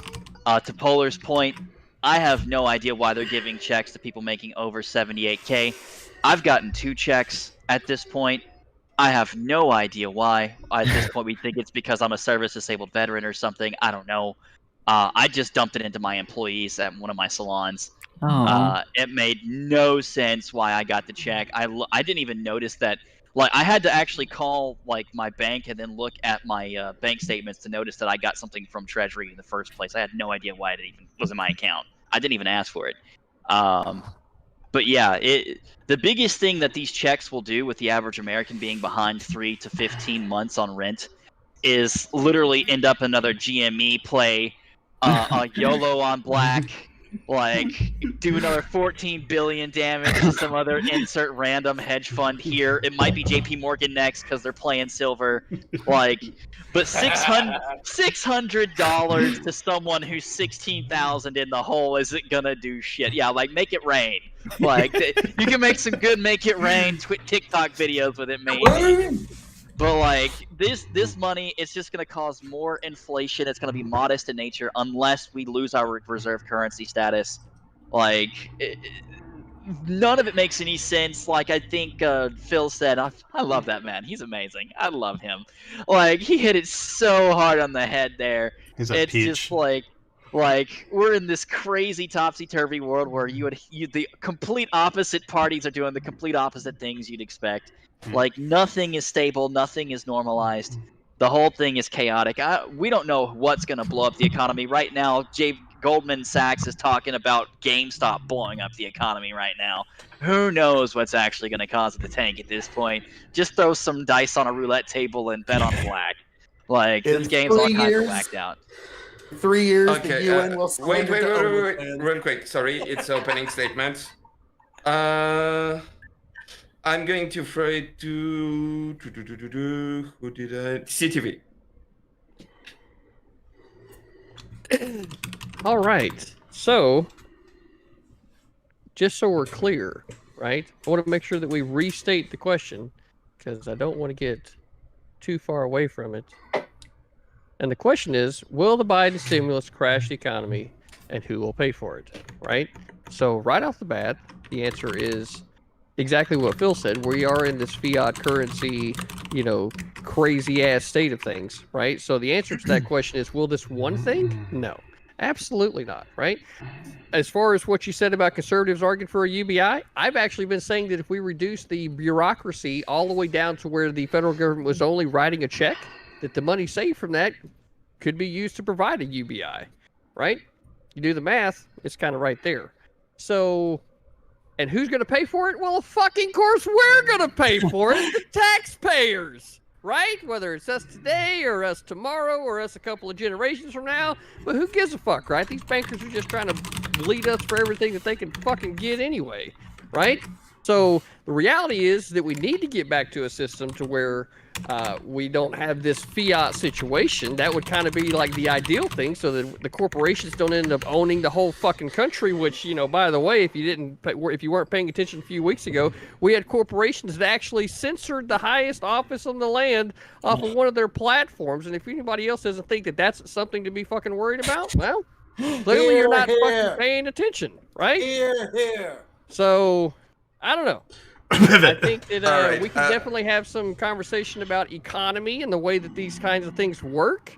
But we already know who's going to be paying for it. And beyond that, let's have some fun. All right. GKL. All right. I just want to first, I'm going to note the irony of CTV not wanting to get off topic. Let's just recall how we transitioned from is Biden a hypocrite for not wearing a mask into the Tara Reid allegations. Chef's kiss on that pivot. Okay, so no one seems to be giving like the little nonsense libertarian talking points here, and I appreciate that. So I guess that's more for the audience. So I'll make this thing first. The way like debts and deficits work, like most people don't understand. It's not like your household. Some people mention it's a fiat currency. We control our own money supply.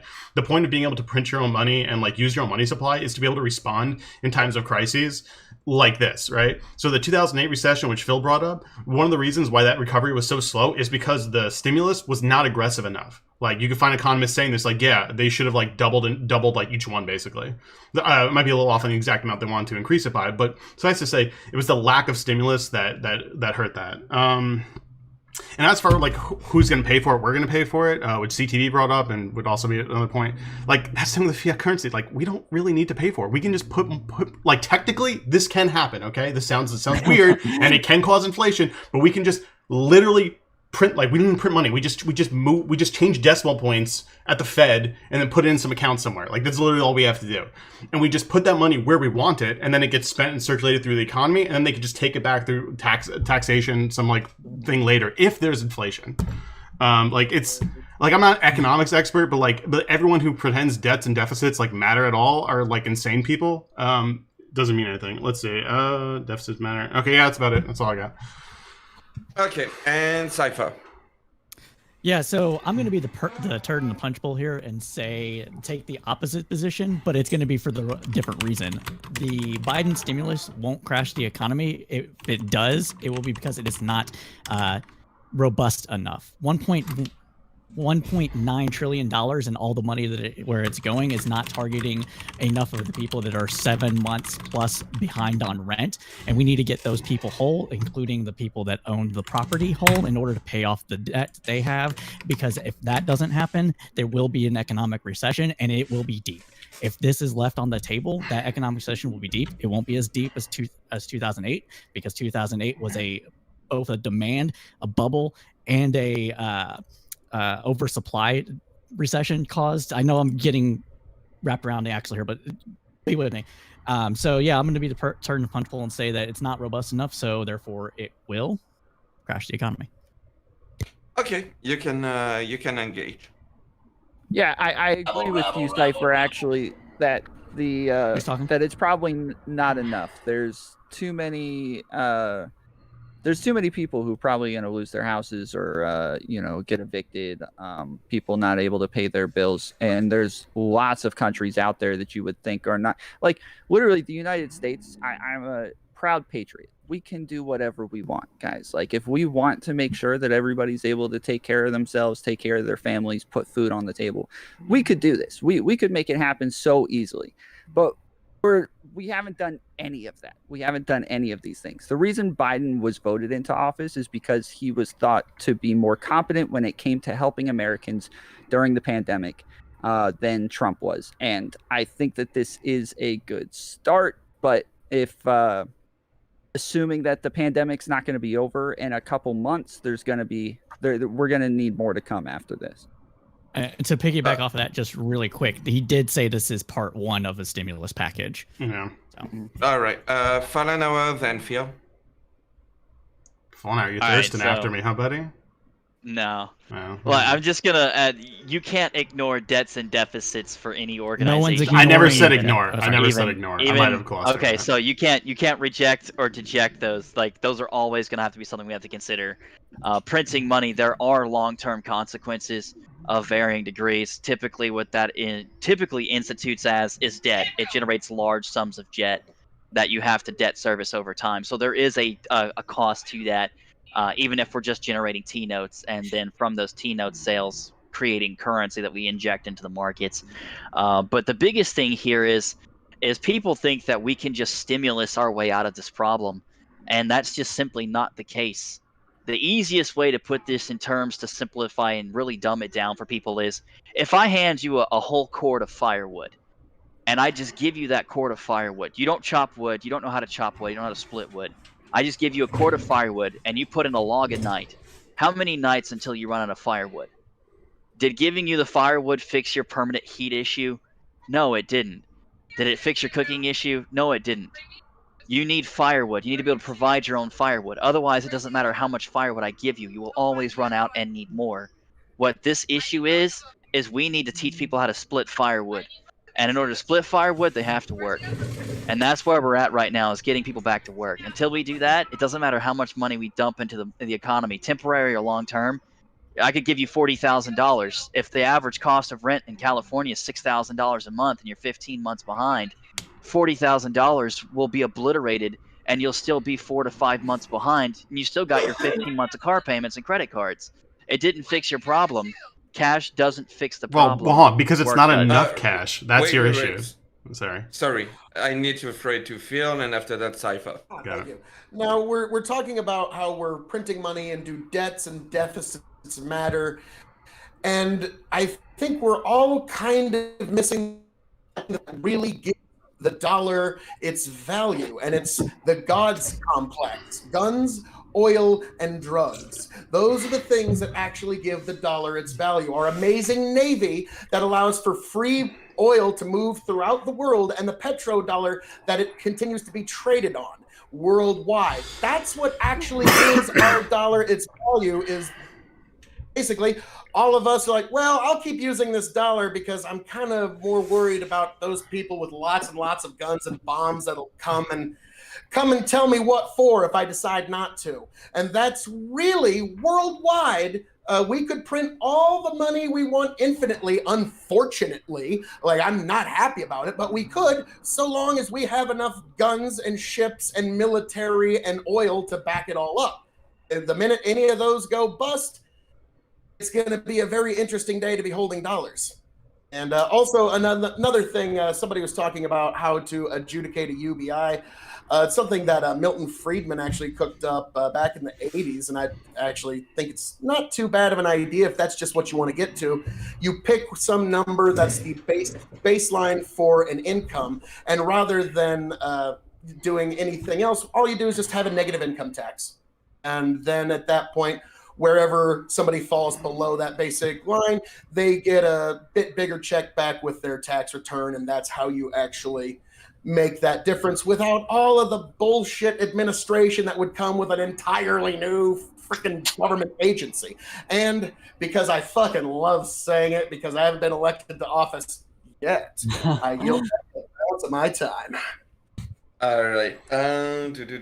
Cypher, go ahead. After that, it's Tom.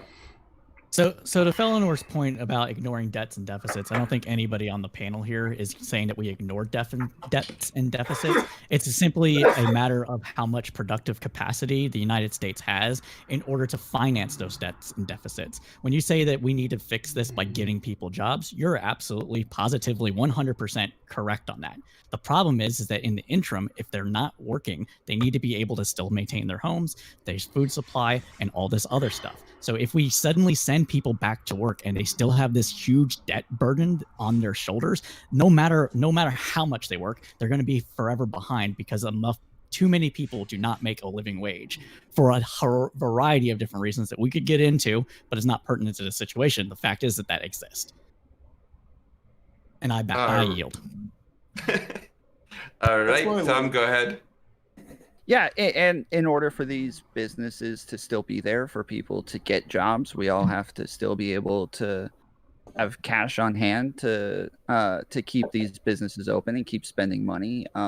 There's lots of parts to this plan, and it's not just as simple as saying we're going to stimulus away the problem. Like there's funding for schools so that they can reopen schools and have the infrastructure needed to get kids back in. Probably the worst part to me is the part where they're trying to raise the federal minimum wage to $15. I think that's kind of ridiculous for a federal minimum wage, but I think I think that they're doing lots of stuff with the unemployment insurance, and I think the best part is probably the fact that they're using this to also fund more vaccinations for people. And I think the faster we get the vaccinations out there, the faster we're going to be able to deal with this problem. So it's not just stimulus. We're not stimulusing the problem away. I mean, getting vaccinations out there is probably the thing to help us the fastest. All right, Paula. Yeah, I've heard some economic ideas on here that I don't know if I necessarily agree with, but like even if we look at like some of Keynes' ideas, matching the public spending, increasing public spending to match the private spending deficit is a pretty big one, and that's kind of the goal to a certain extent here, right? One of the reasons why we want to give out stimulus checks to certain groups of people is so they can boost consumption. Keynes will talk about how the idea that consumption can be the backbone of the economy, yada yada yada, all that good stuff. So even if we were to run with like Fallen Noir's whatever example, consumption is still really important. So giving them that money is still a form of consumption. Marginal propensity to consume, how likely are to consume in comparison to save, is much higher with like poor individuals. What we're actually seeing is like a part of society that isn't consuming as much as they normally do, it's really harmful. That's all of those goods, services, all those products, all that good stuff that just isn't being bought, and that has effects all the way to the top, right? So like if someone's like, oh, we're giving you all this money, like, oh, you're gonna do with it, you're gonna use it, and it's like, yeah, like, well, that using also keeps a lot of those businesses up as well. It's not the best way to look at this long term. Would hope that we don't like this doesn't last long. But Tom also mentioned how a lot of this money is going to vaccine rollout. Vaccine rollout is important when it comes to getting the economy back on foot, and even people like the Brookings Institute specifically mentioned that a lot is riding on this vaccine. A lot of the economy is riding on this. This specific stimulus, as I mentioned earlier, it seems like with all the data like presented, it's going to get us back to a pre-COVID economy that's expected to be on it where it was at 2022. So, I mean, it seems to be the most effective with the data that we have now. Even with the critiques that I mentioned, specifically how you don't want to give money to necessarily everyone through stimulus, just because not everyone consumes the same amount. It just seems to be effective. It's better than nothing. I would say that for sure. Yeah. All right, fun enough.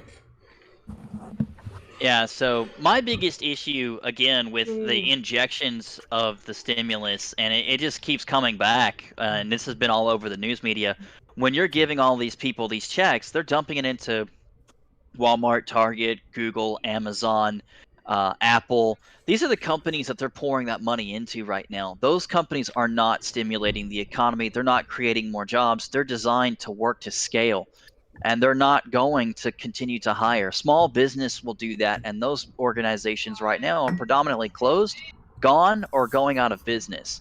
And so it doesn't matter how much money we pour into the economy if those businesses aren't open and can't open.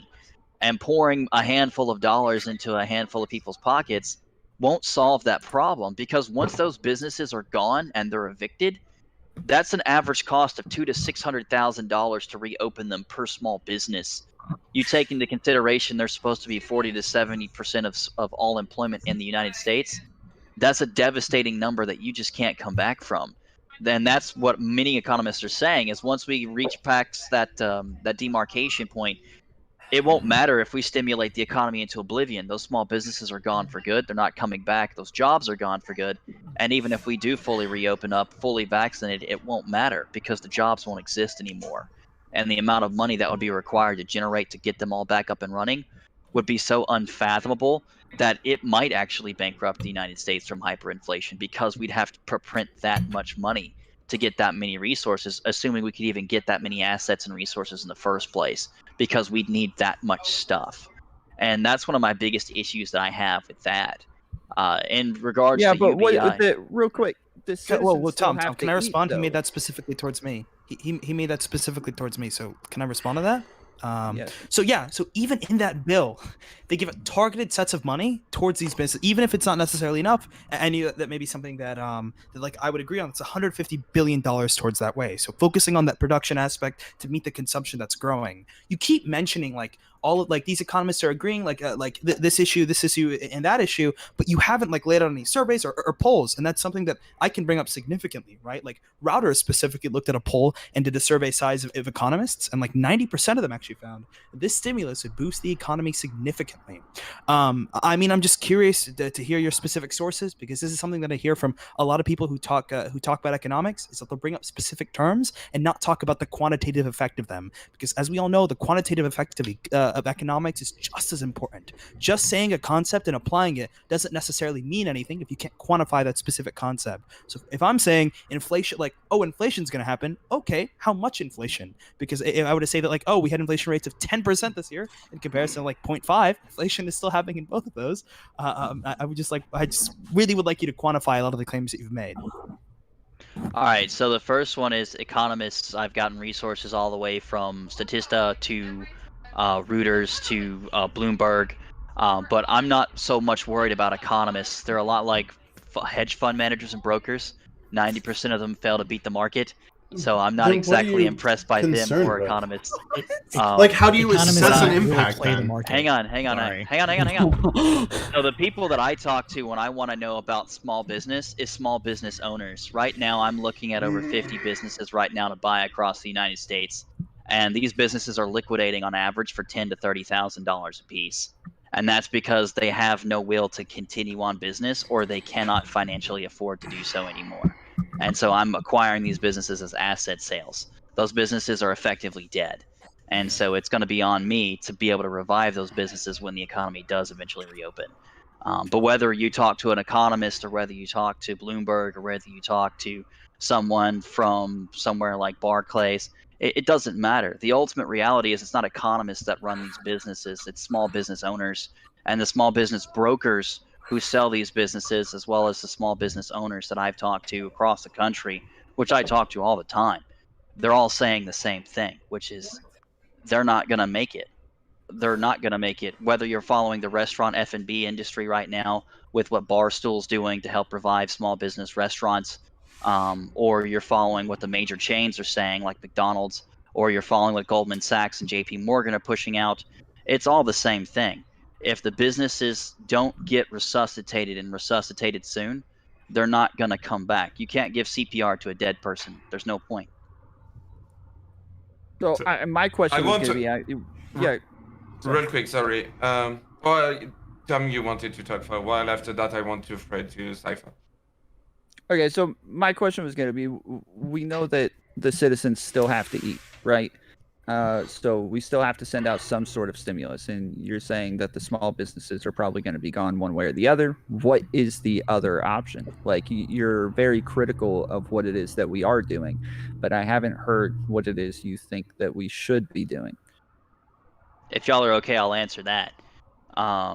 So what I believe that we should be doing is looking at a UBI-based system. The first thing we have to do in order to do that, though, is we have to get our spending under control. Before we could do anything substantial, we need to have a long-term plan for a long-term cost basis. And right now, I think Philip was again, an amazing point that he made when we gave astronomical amounts of money, like I think it was $150 million. Sorry if I don't know the number directly off the top of my head. 800 million, something like that, to museums. Like, we're funding federal museums that can't be open because of COVID. And so I don't understand why we're spending that kind of money on places that we can't do anything with. We need to restructure our cost basis to prepare for the ugliness that is coming, which is the fact that we're going to need to be able to fund for a lot of citizens while we are rebuilding the small business environments naturally. One of the great things about capitalism is when you create a void, other business owners will step in to fill that void, because competition and the risk versus reward model, I almost said greed, but it's greed's not always a bad thing. When there's money to be made and there's opportunities to be created, that's a great thing, especially when you're creating jobs to do it. And so when those voids do inevitably happen, which they are going to happen, we have to prepare ourselves as Americans. This is a reality we will face. A lot of these businesses, they will not come back. They are gone. They are dead. It is sad. It's heartbreaking. Some of them have been around for 100+ years. Some of them 40+ years, like some of the restaurants in New York. They're gone. They're not coming back. It's over. They're the things that you see in the movies because they're not there anymore. And it's unfortunate. But that's the reality we have to prepare for. And so a UBI-based system, even if it's temporarily, I openly recommend that it is. We go in, we put that in place, we cut our costs, we lower our costs, we reallocate resources and actually do so efficiently, and not just burning money by giving it to the Syrians to build an army. I still don't understand that logic, but whatever. Powers that be may know more than I do. I don't understand giving weapons and technology to other countries right now when our people are starving to death. Like, that's not okay. Okay, I don't disagree with the UBI. Yeah. I think that's right. But yeah, but I'm we going have to do something. Wait. Sorry, I need to follow the godly notepad. Cypher, go ahead, and after that, Tola. Sure. So, Falinor, would you agree that without COVID, would you agree that without COVID, none of these businesses would have shut down? Majority of them wouldn't shut down. Correct. Okay. Would you also agree that even though that there has been shutdowns in some states, the majority of the United States has not been under any form of serious lockdown? I can't speak to every state. I haven't tracked every state. I'm saying as a whole. Could you say that as a whole, we haven't really been under a serious lockdown? It depends on the state and it depends on the industry. But I'm saying as a whole. Well, it depends, because the service-based industry employs the most amount of people, and that's the one that's been impacted the most. And so Okay. you could shut down 80% of the country, but if you shut down the service-based industry, it doesn't matter because you're going to Okay. impact the overwhelming majority of jobs. I agree with you on that. Where I'm thinking the contention here is between you and I is whether or not getting rid of COVID is going, or whether or not it was COVID specifically that did this, or if it was governments shutting down businesses. Personally, I believe that even if government didn't shut down any business whatsoever, everything was just left open. You can see it here in Texas. Texas didn't really shut down any business. I think it was like a 2-week span of time frame where businesses were more or less shut down, more or less. After that, restaurants, bars, everybody went back up to a minimum of 50% capacity. There was times and places where there was 100% capacity. Despite all that, all these businesses were extremely under stress because people like myself were not going out because we didn't want to risk ourselves and our loved ones getting COVID. So, and that's accurate. Yeah, yeah, so that's accurate. the number is 20 to 40% for those wondering. For states, sorry, I said countries. Florida is its own little country these days. Yeah, depending on the age demographic of regions, the number can get as high as 60%. But yes, you're absolutely Staying correct. indoors. Even if people just staying and not going out shopping as much, that's correct. And that's been a universal experience I've had with business owners across the country.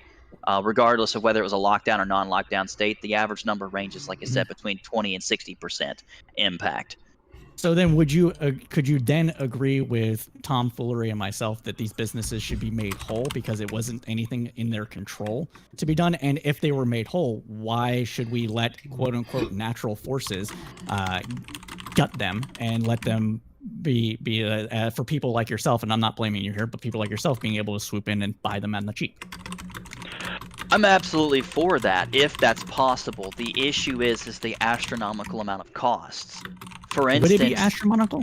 It really would be unfortunate. That's one of the unfortunate define downsides. astronomical. Well, let's say I mean, just easy math here, right? Because I know Fallenor's already made all the points, right? So, but easy math here. Let's just say that each small business required $50,000 for, say, 2 months of operation, right? Yep.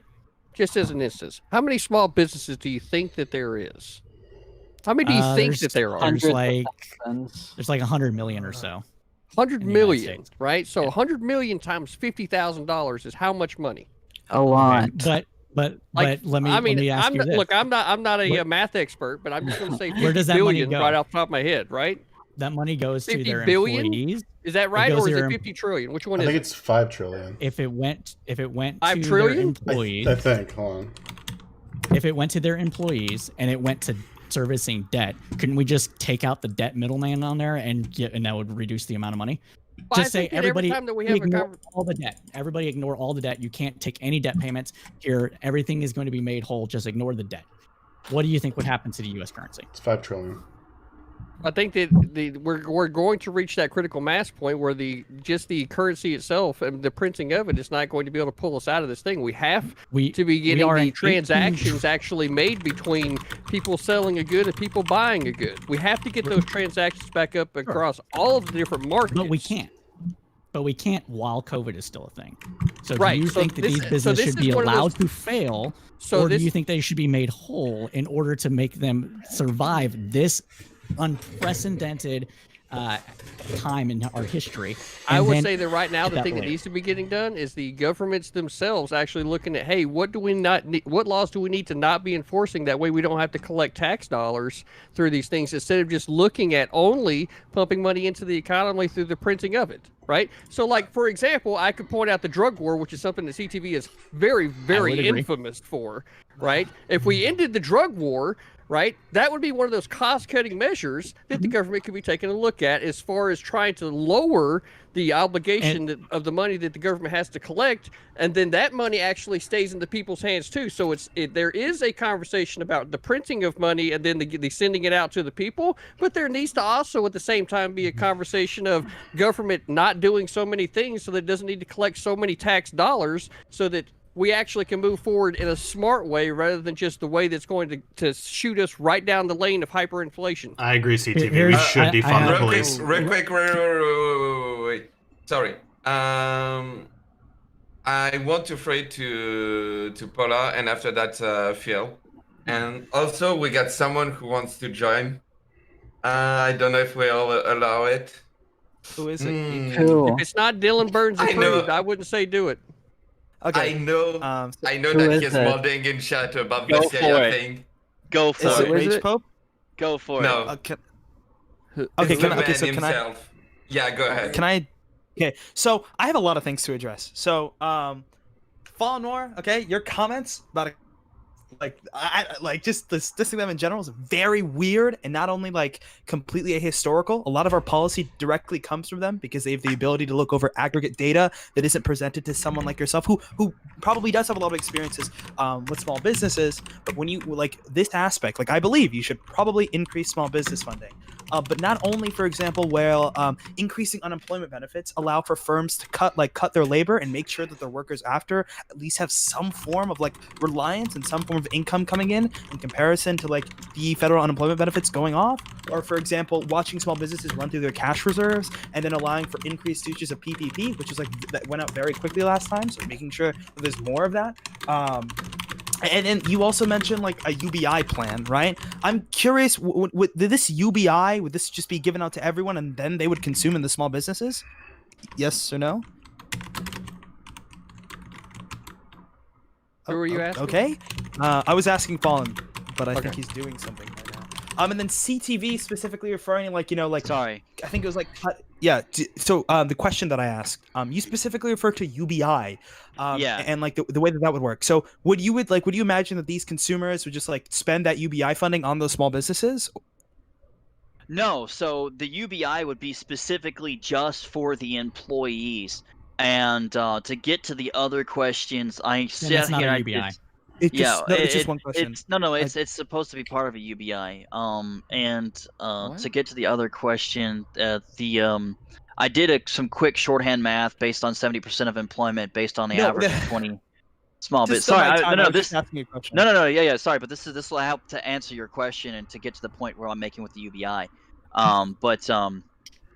With the total collective numbers, it'll be between 547.8 and 1.427 trillion dollars to make the small businesses whole, with payroll considered at 45% of a $200,000 annual gross basis, which is So according to the SBA. Wait. Go ahead. I don't know how this specifically, like, I just want to get to your specific UBI policy. You said that you're just going to give it that's to the part of the employees. Yeah, that's the other side of that, is you make the small businesses whole to actually bring the small businesses back to a net positive from all the losses for 3 to 15 months over the time frame, given their average ranges for total expenses, assuming the net electrical being around $500 a month, their rent being between $3,000 and $12,000 depending on the state, and their payroll being 45% of gross. And also, of course, assuming SBA statistical averages, with a 70% employment rate of 147 million basis Americans, which gives you 5.145 million small businesses in America. So I don't necessarily understand how that constitutes UBI. It'd be firms giving it to their employees. It would be a dual system UBI in essence, where one makes the small businesses whole so that they survive, so the jobs are still Sure. there when they come back. And then the other side is UBI specifically for the people, so they have an income, so that when they come back whole. So they have all this Wait. money coming in. It makes The them whole people? for that time. Yes, and it's Alan continually Okay, yeah, I paying agree. off. Yeah. I'm Yes. sorry. Wait. I'm so sorry. Yes, fine. Let's go. Go for it. Sorry. We have a special guest, a new player just entered the arena. So I just want him to introduce himself, and I think he has a piece to say. Hello, everybody. My name's Dylan Burns of Dylan Burns TV of the recruitment channel you are on. So today is Sunday, and I don't have many days off. I work 7 days a week, but I was spending my Sunday watching this amazing show because it's part of the best brand on Twitch, which is the Dylan Burns TV brand of Twitch political debate. We have some of the fastest rising stars on the platform. But while I was watching, I saw something, and I gotta say I'm somewhat disappointed for many of you here. And that reason why I'm disappointed is you guys didn't push back upon a claim that's very near and dear to my heart. A foreign policy claim made by Fallen Noor about Syria, about why are we funding to build armies in Syria. Listen. That flag behind me, by the way, to anybody thinking, is the flag of the SDF, the Syrian Democratic Forces, the very army we are helping to fund. So this cause is very close to my heart. So I'm very disappointed in some of you for not putting some pushback there, but putting pushback in other arenas as a person who has brought foreign policy analysis to Twitch. And so, as the fastest rising star on Twitch, which is Dylan Burns TV, I am here to say, Fallen Nor, that our investment in the SDF was good, it was efficient, it was low cost, and it was one of the most successful American military operations of the modern age. And we need to invest on the global stage during this crisis, if anything, more during this global crisis, since nobody else is going to push back on it. I thought, why not? This is the dark show. This is like a wrestling dark show, It's the recruitment panel. Nobody's watching anyway, so let's have fun. So why should we get out of Syria? Why should we pull all that and invest it somewhere else, Fall? Oh, so let me just go ahead and clarify there. And again, Dylan, it's great to see you.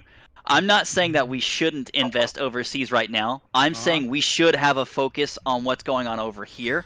If there is a justification for Syria, that's fantastic. As I said before, you could pull the VOD. I don't know what the justification is. The powers that be that made that decision probably have more information than I do. You definitely do. I absolutely believe that. If it's $1 billion and it can actually successfully build out an entire army, you're absolutely right. That's an amazing expense, because you could spend $1 billion at the Pentagon and that'll fall through the cracks before it hits. You might get the paperwork started for a contract over there. Like, it's disgusting how much money they set on fire over there, and I've worked there, so I know. I can speak firsthand. But it's like I said, it's $1 billion into their army, or however much we spent. I don't know. But there's all this spending in all these bills that are so unaccounted for, or into wasteful spending, in my personal opinion, given current conditions. Now, I'm not saying we shouldn't spend in other places. I absolutely agree. Money spent in helping third world countries, second world countries that don't have access to capital to buy vaccines, absolutely critical for them, because the vaccines, if they do work to the levels that they're currently claiming, like Johnson's & Johnson's at 67%, which is what they just released, new data says 85%. If we could take those vaccines and deploy them in places like South Africa, maybe we can get ahead of these new strands and variants that are incredibly more dangerous, that will cause long-term harm to our economies, that will keep people from shopping, because those strains have already found their way into the UK. It's very, very likely they found their way over here, and maybe they've talked about it already. I don't know. Maybe they have. I haven't seen anything in regards to the new variants that are over here from the UK/South African strains, but I absolutely do agree. If we can deploy capital there to help to prevent additional spreading or mass outbreaks in major places like third world and second world countries, we should, because long term that will make their way to us either way, which is why the U.S. already has several efforts, which was one of the reasons why I was confused why we pulled out of the WHO in the first place. Because that's where our money typically goes, is to assist those countries from having major outbreaks that will eventually end up in our home front. Okay, so why did you bring up Syria as a specific example of something we're kind of like wasting money in? I'm not saying that we did waste the money. I'm just saying that we put a lot of money towards Syria and other places. Which it is was a good as an thing. example. Oh my Yeah, goodness. Syria specifically as an actual, if you want to talk about the anecdotal of it, I'm okay with spending money on Syria if it has a good purpose. Like I said before, I don't know what that purpose is. If it's a valid purpose, we should absolutely do it. If they come out and say we're giving $250 million to the UK, I'm going to ask questions about it. Why are we giving the UK $250 million? Oh, it's because they're deploying the vaccines directly from Johnson & Johnson, Pfizer, and AstraZeneca to South Africa because they're the local logistics chain. That makes sense. Go ahead and do it, because it keeps it from outbreaking further. We can get this thing under control faster. We can get back to normal, as long as the vaccines work like they say they do. And that's the one caveat that someone brought up earlier, is we're betting everything on the line here. We're betting on black that these vaccines work. And that scares the hell out of me, given the current data that goes up and down and all the information. I don't want to necessarily say false or misinformation, but it scares the hell out of me, because some of these numbers range from 30 to 70%, and that is a huge fucking range. What vaccine did you see that was 30%? Can I please attack on the point that I got interrupted on, Geek? Can I go in on that? Well, Is that fine? look, while Dylan's in the room, because I don't know if he's going to be staying, right? I don't know if Fallen Over was just trying to be so incredibly reasonable that he didn't just want to appear combative. But you know what, Mr. Dylan Burns TV? I respect what you do. Oh, God. Right? I absolutely respect what you do. But if you think for 1 minute that the conversation about the SDF and America's involvement in the Middle East is simply over, right? You'd have to be mistaken, right? Because for me, it doesn't come so much to the topic of money as it seems to be what most people are worried about. For me, it comes down to the idea of philosophy, right? Should we actually be engaging in activities with illegitimate people, meaning that they are not a part of the legitimate government of the internationally recognized government of that nation, right? What? So it certainly seems to me that that's where the conversation with regard to Syria could be had, because the economics of it, clearly, you covered every single possibly good point that could be made, and there's no arguments there. But philosophically, there would be a much different conversation. You know what? Give me a moment here, because you know what? CTV? I am a God-fearing American. And you know what that means, CTV? That means a few things. The first thing that means is I believe in 1776. I believe in it fundamentally. I believe that dictatorships and authoritarianism is un-American and illegitimate as a form of governance. That every dictatorship is illegitimate as a concept. Because anyone that has to browbeat you into submission. You say that. Illegitimate government. And let me finish. I gave you your time, CTV. I gave you your time. Let this son of God get a few moments, okay? Let this child of the Almighty get a few seconds. And you know what? Illegitimate government. I'll tell you a few things. Was it illegitimate for the French to support us in our rebellion against the British? Was it illegitimate for us to support Korea during its defense against a communist invasion from the north? Was it illegitimate for us to even rebel against the British? Was it illegitimate for the people of Haiti to rebel against its government because it didn't want to be in bondage? Was that illegitimate? Should we have been quiet then? No. And the government of Bashar al-Assad has not treated his people very kindly. He has gassed them, he has shot them, he has beaten protesters, he has tortured them. He has done a lot of things that I would say is illegitimate of anyone who lives under God's ways or under international law. And so, if he was unable to beat ISIS because of his incompetence and brutality, and it took the Kurds and Yazidis and Arabs of northeastern Syria to pick up guns with American support and lose 12,000 martyrs in its fight against ISIS, I think it gets a little bit of decision-making power about their future when they had to let 12,000 sons and daughters fight against slavers and butchers.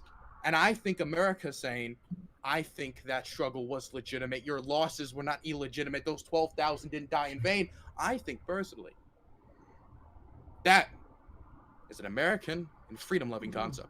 I would have to. Hold on. You're speaking a lot of truth. I gotta give him credit. Hold on now.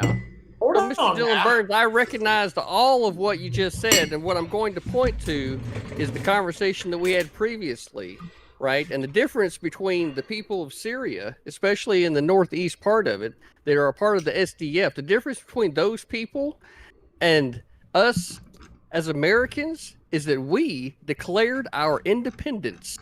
And that is the difference, is that the SDF wants to operate inside the government of Syria, right? And by supporting the SDF, we're actually actively supporting the very thing that we would not want, which is somebody subverting our government, right? It's one thing to declare yourself independent of that government, but it is a completely idea wholeheartedly to try to still be inside of the government that you were previously and try to coerce it in a manipulative way, such as providing arms to those people.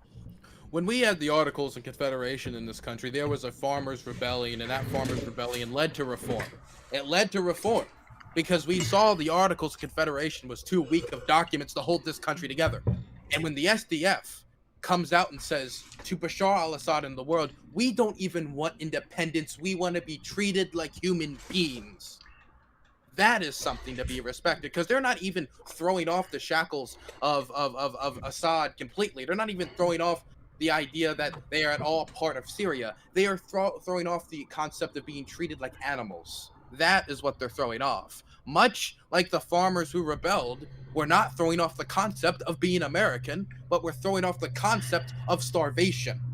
The idea that they were supposed to live in destitution in this country. So that also, rebelling for concepts but not for independence, is also an American and freedom-loving concept. Where y'all been hiding this guy? Yeah, this is great. Hey, Dylan, you've been wanted hanging to- out a lot with Bastion, I see recently, right? You got to make different types of argumentation to convince different types of people. You got to understand. That's true. Yeah, Dylan, I'll give you credit. The reason I avoided that was because I was like, man, it's going to be hard to get the America First crowd on board with, like, you know, foreign aid. So I was like, I'm not even going to bother addressing that point. But the way you framed it through that American lens, I was like, good job. Oh, I get Yeah. Good job. I'm all for no bombing problem. the shit out of Assad. you- Absolutely. If you keep it up like this, you could probably get Nick Fuentes on the Hippy Dippy. Holy shit. God, King, please, take no. control, King, come on. Okay. My eyes. I think it's time we go back to the Okay. the right topic. Thank you. I'm gonna head out. I love you all. Thank you for coming on to my recruitment show. I hope I give you all the best shot in getting onto the main show. Last week we did our best show ever when it came to viewership. We hit 3,000 Yeah. viewers at one point, which I think I is know you pretty did really good, man. for a panel show. And I hope to have some of you on. I do want to give a special shout out to Phil. I've really liked what I've saw from him so far. And you all have a blessed day. Okay.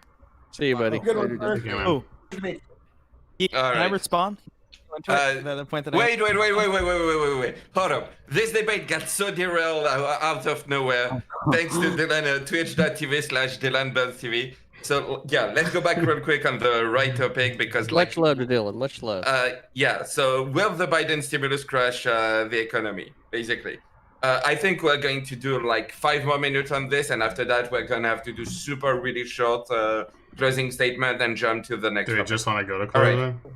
closing? Yeah, let's go, Paula. Paula, then Phil. Okay. I don't think a UBI is very effective in our time period, and I definitely disagree with Fallen War on that. The goal of a UBI is to stimulate consumption in lower, in groups of the people of the economy. Yes. And as we've seen, it actually just looks like richer people aren't consuming; they're just saving, not barely even investing when it comes to it. That money's much more usefully spent on individuals who are going to consume more in comparison to those who save. Even if we go with the example that you brought up, Fallen War, even if they spend it on like a Walmart and like Amazon, it's still better than them just saving it, right? Like also, if we put in those aspects of like the business relief, that keeps those businesses for a little bit longer, and that allows for those people with the stimulus check to then spend it on the food, spend it on those local groceries, yada yada yada, spend it on all those local businesses that we all care about. So UBI is not necessarily useful during our time, and that's one of the main critiques with Biden's stimulus check is that we don't really need to give it to people. Honestly, we don't really need to give it to people who make over $78,000 a year. So putting a UBI at this pace would just not be effective. That's just the empirical reality. Can I ask you a question? Real quick, go ahead, Gami, and after that, Phil. I just wanted to ask why 78,000? You keep saying that number. Because so the way that we look at spending, right, is we look at the increase in spending as a result of stimulus checks, right? So above $78,000 a year, spending only increased for people who made that amount of money by 0.2%. Whereas in comparison to people who made below like $48,000 a year, their spending increased by 20%, which is much more massive in comparison to those who make $78,000. What we're actually seeing is that they're saving a lot more in comparison to those who will actually just go out and directly use the money. Yeah, it's knock-on effects too, right? Yeah. So. All right, Phil, go ahead. Boy, sir, I gotta tell you, being a mod in this room, you gotta have the patience of Job. Now, I will say earlier, sir, you asked. There you are. Yes, where will those stimulus checks be spent? Will it be spent on consumption? No, sir. It'll be spent on GameStop stocks. That's what it'll be spent on. I kid. It all comes back to GME. Yeah, but I do kid. And I was actually looking forward to getting into that other topic because I am one of the biggest shills for big peace you'll ever find. But that's neither here nor there. We'll get there for another day. A little preview for y'all to check out later, folks. But the thing that you need to keep in mind, folks, everybody's saying, well, we need to hand out this UBI so that we can have businesses reopen, or we need to do this so that this can help, or we can help these people here or those folks over there. The thing that I think it hasn't really sunk into a lot of people yet that with the destruction of demand that we had, demand has changed. The same economy that we were thinking of 18, 24, 36 months ago is not going to be the economy we're going to have 18, 36 months from now. It's never going back to that way. We've had a complete shift in demand. We've had a complete shift in buying practices. We've had a complete shift in consumer habits. So the idea that we're going to go back to any sort of economy we had before, I think because of this, you're going to have at least, and take your pick, anywhere from 5 to 20% of our population are just going to permanently be COVID people that just want to, dig themselves into a hole, avoid everyone as much as they can. Even if there's really not an issue with any kind of disease, even we've got a pretty good handle on it, they're going to have a mask ready for the next disease, the next pandemic. I'm going to be one step ahead. I'm going to be buying more toilet paper. I think we're never going to fully shake this. And, of course, I yield back. All right. Falanawa, I know you wanted to add something. I'm just going to put it in do you mind doing it in closing statement, basically? Yeah, I can do it in closing. No problem. All right, perfect. So we're going to start with closing statement. Try to be as brief as possible, please. Go Sure. ahead. Yeah, so to just my closing statement is I think that UBI will be the most effective way to address this. I think that the perfect way to implement UBI is to fix how we're doing it. Chat briefly brought up the PPP program, which was a disaster because $25 million a year companies were getting it. That's not who it was designed for. Just like with UBI, it's not designed for people making over $78,000 a year who already live 20, 30 points basis over your median American incomes. That should be for people that are sub 10 to sub 30, so negative 10 to negative 30 from your median of 46 or 53, depending on who you ask, 63 depending on new numbers, prior to COVID, of course. But giving people that, as y'all have repeatedly said, who don't have money, capital in their pocket to inject, they will spend it on things that they need because they have to spend it because they don't have an alternative decision to make. They don't have savings. They don't have cash to burn. They don't have massive credit lines. They have to spend it. Saving the businesses, jobs are there. As Phil said, the industry will have transformed. We'll see what that looks like. But natural attrition will occur, but it at least puts everybody at a net zero, and then the markets will go where they may. All right, I want to throw it to Gami. I think the best way is to just give stimulus. I think we really need it to get more cash flow spent. A lot of people are spending on rent, if they can even pay for rent, and are unable to buy necessities. So yeah, I just say we need to do it for everyone. All right. GKO. I guess there's a few things I want to address. All right, I'll try and do it quickly. So Falnor, like the whole anecdote about caring about what small business thing instead of economists, it's just so weird. Like we're trying to understand macroeconomic forces and how to deal with the economy. This is how we do that. We do studies after various recessions and trying to understand how we're supposed to do things. Just dismissing economic analysis from people with PhDs, kind of silly. The stimulus. Let's see. Like the whole point of the current stimulus, which it seemed like you were on the whole like open businesses thing, but like as Cypher mentioned, just opening businesses doesn't help. Like I'm in Florida, we have tons of businesses open. I just don't go out to eat. I used to go out to eat 3 times a week now, maybe at most a month, like once a month. When there's a raging pandemic, people don't want to go outside because there's people dying by the legion. So the point is that like the goal of the stimulus is to give people short-term aid so they can survive, whether it's businesses or people. You facilitate vaccine rollout and get the economy opened after we're relatively COVID free. And our biggest risk is, well, no one really addressed this point, but like Cypher said, not doing enough is our problem. 2 trillion is paltry. That's it. All right, CTV.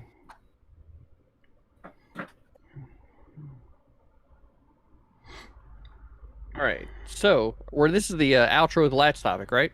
Mm-hmm. Yeah, outro of this topic. After that, we got the Keystone Pipeline. Right. So, stimulus or giving that money to businesses, right?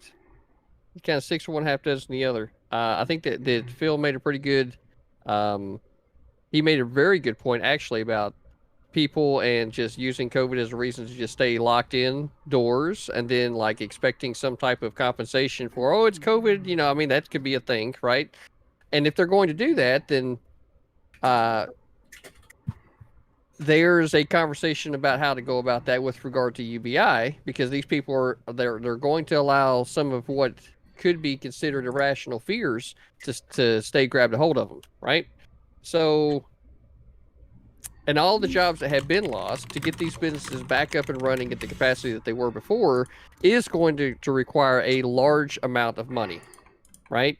So whether UBI or the businesses, I kind of feel like that if we were going to do anything, then getting the money into the hands of the people and letting the people decide is about the best thing the government could do if the government's going to do anything at all, right? And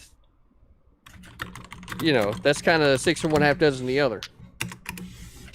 All right, I'm going to throw it to Cypher. So I don't think we talked much about how people would pay for this, so I'm going to ignore that part of the question. I think what everybody on this panel can agree is that nothing that has been done so far has been enough, and there's various reasons for that. PPP actually did save a plenty of businesses, but the way it was administered was terrible. Thanks, Mnuchin, you douchebag. But as far as where we can see things going in the future, it is there's some disagreement on the panel with UBI versus a basic income guarantee. There's people that are, I think it was Falinor that was talking about a UBI but more talking about a basic income guarantee, and I think CTV as well. So just wanted to clarify that as well. But no, the economy is not going to be crashed by Biden's stimulus. If it does crash at all, it's because it's not big enough, and we need to make people whole in order to address these issues. All right, Paula. Yeah, so I think when it comes to stimulus, this is a better plan than nothing else. I'm not a fan of using UBI right now for the multitude of reasons that I mentioned. Our whole goal is to target the aspects of the economy that are actually need it the most, right? There's a specific quote that refers to how, to a certain extent, some people in America have the most cash on hand that they've had in like a decade, which is crazy to think about. And that's something that's really interesting when it comes to this. So, as I mentioned, UBI is not effective, right? It's really we can use that money in much more effective places. Sorry, and this stimulus plan, I don't think it's going to crash the economy. I've seen no data to support that. Like I've heard all these baseless claims about like, oh, we can do this, and that, and that'll really help. But I've seen no evidence for that. I really think it's really harmful to talk about like economists in the way that we do. Like we shouldn't just write them off. Like when we really think about it, economic policy that's been drafted by economists has been some of the most useful aspects of the American policymaking. Like when we think about it, we can think about the Great Depression, or we can think about like Milton Friedman. These people have real power, right? When we think about it, like they push policy, and that's really important to think about. So we should, to a certain extent, value some of their input, and we can disagree with them, but not on the basis of just like, oh, they don't really know what they're talking about. You know, that's pretty dumb. Not All right, Phil, go ahead. Okay, like in closing statement, no, this won't be the thing that crashes the economy, but I did want to respond to, well, come on, we need to listen to the economists, folks. You'll notice that there's almost no extremely wealthy economists. It's a very strange paradox about economists, is that they can tell nations how they need to manage their wealth and how they should adjudicate their wealth, and they can tell you how you should manage your wealth and build your wealth, yet they seem to just not have any ability to build any great wealth of their own. It's just, we should totally listen to them. But you know what? I'm looking forward to the next topic, so I yield back. Anybody else that wants a minute? All right, and to finish, Tom. Yeah, I don't think that we can compare how an individual builds wealth versus a country. I don't think an economist is now supposed to be able to get rich real quick because they understand how an economy works. But as far as the plan goes, I wish it was more of a long-term plan. I wish that we saw something that extended farther out. I understand that they say there's more to come, and maybe they want to see how this one works out or how it affects the economy, and then do something afterwards to build on that. But the reason that I would say I agree with the UBI is because I think a UBI is more of a long-term plan, and it's something that is probably sustainable for the future. So but I guess all in all, no, I don't think it's going to crash the economy. Awesome. Before we jump to the last topic, yeah, I just wanted to thank everyone for being here, like every panelist. Yeah, you guys have been amazing so far. So yeah, thank you again for being here. And yeah, Hippy Dippy podcast every Friday, 8 p.m. EST. Recruitment show every Sunday, 6 p.m. EST. Yeah, hosted by me and also doing an amazing work behind the scene, twitch.tv/Danabo, my co-host. Yeah, follow if you haven't already, support if you can. And yeah, let's jump right into the next topic, which is, give me a sec. Why did Biden revoke the Keystone Pipeline and destroy thousands of jobs while risking energy self-sufficiency and alienating our strategic partner? So we're going to, again, try to, like, we're already kind of late. So yeah, try to be as short as possible. Sorry about that. Yeah, let's start with Phil. All right, this is one I'm really glad I was able to be on this panel for, because I'm a farmer out in the middle of Nebraska, and I'm a fifth-generation Nebraska farmer. And there was actually, for about 6 weeks, the Keystone XL pipeline was actually scheduled to go through one of my fields. And so I was not at all happy to hear about this pipeline going through my field, because if you know anything about it'll destroy all the biological life in my soil. It'd take generations to build, and we'd have to do it all over again. We don't use anhydrous ammonia, so we actually have biological soil life. The other thing that I was really happy about is Nebraska sits on top of the Ogallala Aquifer, the world's largest freshwater aquifer, one of the largest supplies of fresh water in all the world. And we were going to put a tar sands pipeline through it. Now, I don't know if you know this. If you put tar sand, put it in a glass of water. I got a glass of scotch here, and I'm not going to pour sand. It's a really nice scotch. But if you pour just any old oil into water, it'll float to the top. If you have an oil pipeline, there's hundreds, thousands of pipelines here in Nebraska. But when one of those standard oil or gas pipelines leak, it leaks to the top. Yes, it's bad, but it's actually pretty easy to clean up. With tar sand, it actually sinks to the bottom of the glass. So you're going to have all of this tar sand sinking to the bottom of one of the largest fresh water supplies in all the world. Folks around here is like, this is the water we use to drink, eat, brush our teeth with, and most importantly, irrigate our crops with. And I don't know if you know what happens when oil gets onto a leaf. It pretty much kills that in a couple of centimeters around where the oil touched. So we really thought this was, I don't know, robbing Peter to pay Paul, cutting off your nose to spite your face. Pick whatever euphemism you like. We really didn't think this was a very good path. Now, I'm a person that in the election, I did not support Joe Biden. I didn't like him. Going forward, we'll see what happens. But in this one particular instance, 3 cheers to Joe Biden. I stand with my president, because this was, again, if you even look at the spreadsheet for it, the Keystone Pipeline doesn't even pencil unless we have gasoline about $5 a gallon. Once you get to there, then it actually pencils to have the pipeline. Otherwise, I know people say, well, do you just want to have it go on trains and such? At about $2-3 a gallon, it actually does kind of pencil. So just let you know, folks, that when you're talking about Keystone Pipeline, for a lot of folks, it's in the abstraction. But for this little farmer out in the middle of Nebraska, this is very much reality. And I yield back the balance of my time. All right. Paul Oswald. Yeah, so my position on this is it's probably probably going to agree with the to halting the construction. I mean, climate change is an issue. I would hope that no one on this panel would disagree with that aspect. There's probably a valid argument to be made that, like, yeah, sure, there's an aspect of like losing jobs, but there's also the aspect of like the tar sands, which is where a lot of that oil is coming from, also results in like a lot of jobs being lost as well. And if you guys need a number of that, I can provide it. Biden's plan is to increase reliance on like more environmentally friendly technologies, and I mean he's pushing us in that direction.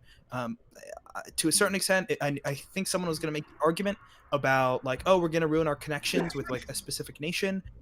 I don't know if our relationship with Canada is necessarily going to be ruined. It's Alberta. It's a lot of conservatives there. And like, I would be curious to see if anyone would make that same argument against the Paris Climate Accords, which you pulled out on. I mean, this is just a step in the right direction, right? All right. I'm going to throw it to Tom. Yeah, I mean, I have trouble believing that anybody here is going to say that ending the Keystone Pipeline or the Dakota Access Pipeline is a bad thing. It sucks that jobs are probably lost from this, but overall, it wasn't a good idea in the first place. There's lots of farmers who were losing land from this. There's lots of Native Americans who were losing land from this. It just seemed like a bad idea from the very beginning. And I think that hopefully we can, as Phil said, it didn't make sense to even build the pipeline. It wasn't necessary, wasn't needed. And then on top of that, we should probably be moving in another direction for renewable energy anyways. So to continue building infrastructure for oil just didn't really make sense. And I'm glad that they ended it. As Phil said, I don't really like Joe Biden. I did vote for him. I don't like him, don't support him very much, but I'm happy that he did this. All right, Gami. Oh, so I think it's a really good thing that Biden canceled the Keystone Pipeline. It was fucking terrible for the environment, and we would have destroyed so much of like just our nature and wildlife and ecosystem. So I'm really glad we pulled out of it, since President Trump and apparently Trudeau seemed intent on destroying a lot of Alberta's like wildlife. But one of the things about the jobs specifically I want to address is that thousands of jobs, as the question says, are not being lost. According to PolitiFact, an estimated 1,000 people will be out of work because of the direct order. We're not losing very many jobs. Yeah, it sucks that some people are going to be unemployed, but only around 1,000 isn't that much in the grand scheme of things. And unlike what the question says, it's not that big of a deal. All right. CTV. You know, as I was looking into the Keystone Pipeline, right, I am very, very glad that Phil is here tonight. Very glad, because one of the things that the questions that I had was what was going to be the impact of the pipeline on the local biosphere, right? And because as I started looking into it, it was very evident that this Keystone Pipeline was going to be blazing a brand new, say, trail where there are no other pipelines at that are currently running now. So I wanted to know specifically what was going to be the impact of the environment, and it certainly seems that regardless of the governments getting together and deciding to do this, along with the corporations that were willing to back it, there's a whole lot of conversation with regard to that. My question is that since we can probably all agree that the environmental impacts of this are going to be generationally affecting, right? Is that how do we prevent the next administration from coming into office and just saying, "Yep, Keystone Pipeline back on track"? So that's where I would love to see the conversation go to. Is like, how do we get the information out there, prevent corporations from actually destroying a pretty big and significant part of the environment? So that's what I would like to know. All right. GKL. Yeah, I'm gonna go promises made, promises kept on this one. He said he was gonna do it, and he fucking did it. All right. Yeah, he said it like 6-8 months ago when he was getting pressured by the Sunrise Movement and other climate activists. He's like, "Yo, cancel that Keystone Pipeline." He fucking did it. Props to him. So yeah, I mean, I felt it was really interesting to think about the aquifer. I did not know that. I knew it was tar sands oil, which is like really, really, really dirty, bad oil. But I didn't realize it was going over the largest like freshwater aquifer in the world. So that's just another reason against it. The other thing, let's see, alienating our strategic allies. Listen, Trudeau, you knew Obama and like the liberals didn't want to do it, and then you were on board with it. Like the fact Trump got only 4 years, like you broke bread with the guy leaving the Paris climate thing, and then his predecessor came in, or his successor came in, and they just canceled it right back. Hey, play stupid games, win stupid prizes, right? Yeah, no jobs are really being lost. Not a significant number. That's about it. All right, Cypher. So I want to start off by saying that while we all in the panel agree it's not many jobs, it's still jobs being lost, and we should empathize with the people that were going to be working on these rigs and doing this construction and make it clear to them that while in the grand scheme of things this might matter, it matters to them and we have to do better. With that said, most of these jobs were construction jobs, and inside the Biden administration's plans for infrastructure, there's going to be a ton of infrastructure jobs that will be created, and these people will be able to work on. As far as the amount of permanent jobs were considered, it's basically people that work on the wells, and each well does not have that many people working on them. So we have to make that clear for everybody else. As far as to why Biden did cancel this, I'm going to agree with GKR. He said he was going to do it, and he did it. Promises made, promises kept, like he said. Another reason that he canceled it, and as far as the strategic places, ain't he going to mess with anything.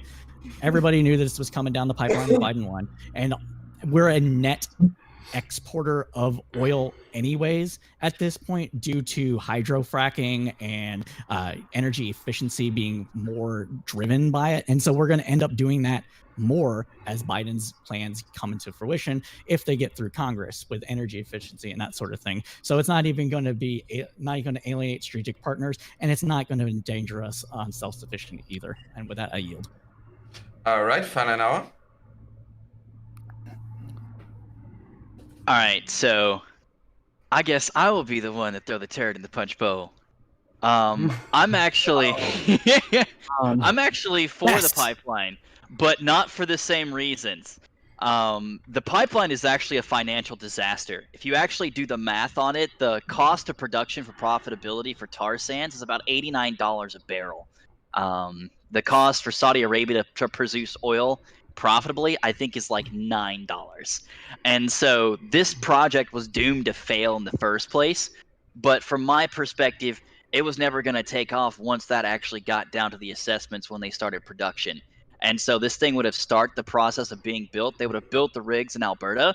They would have built it up and then realized it was a complete disaster financially, and they would have cut the project anyway.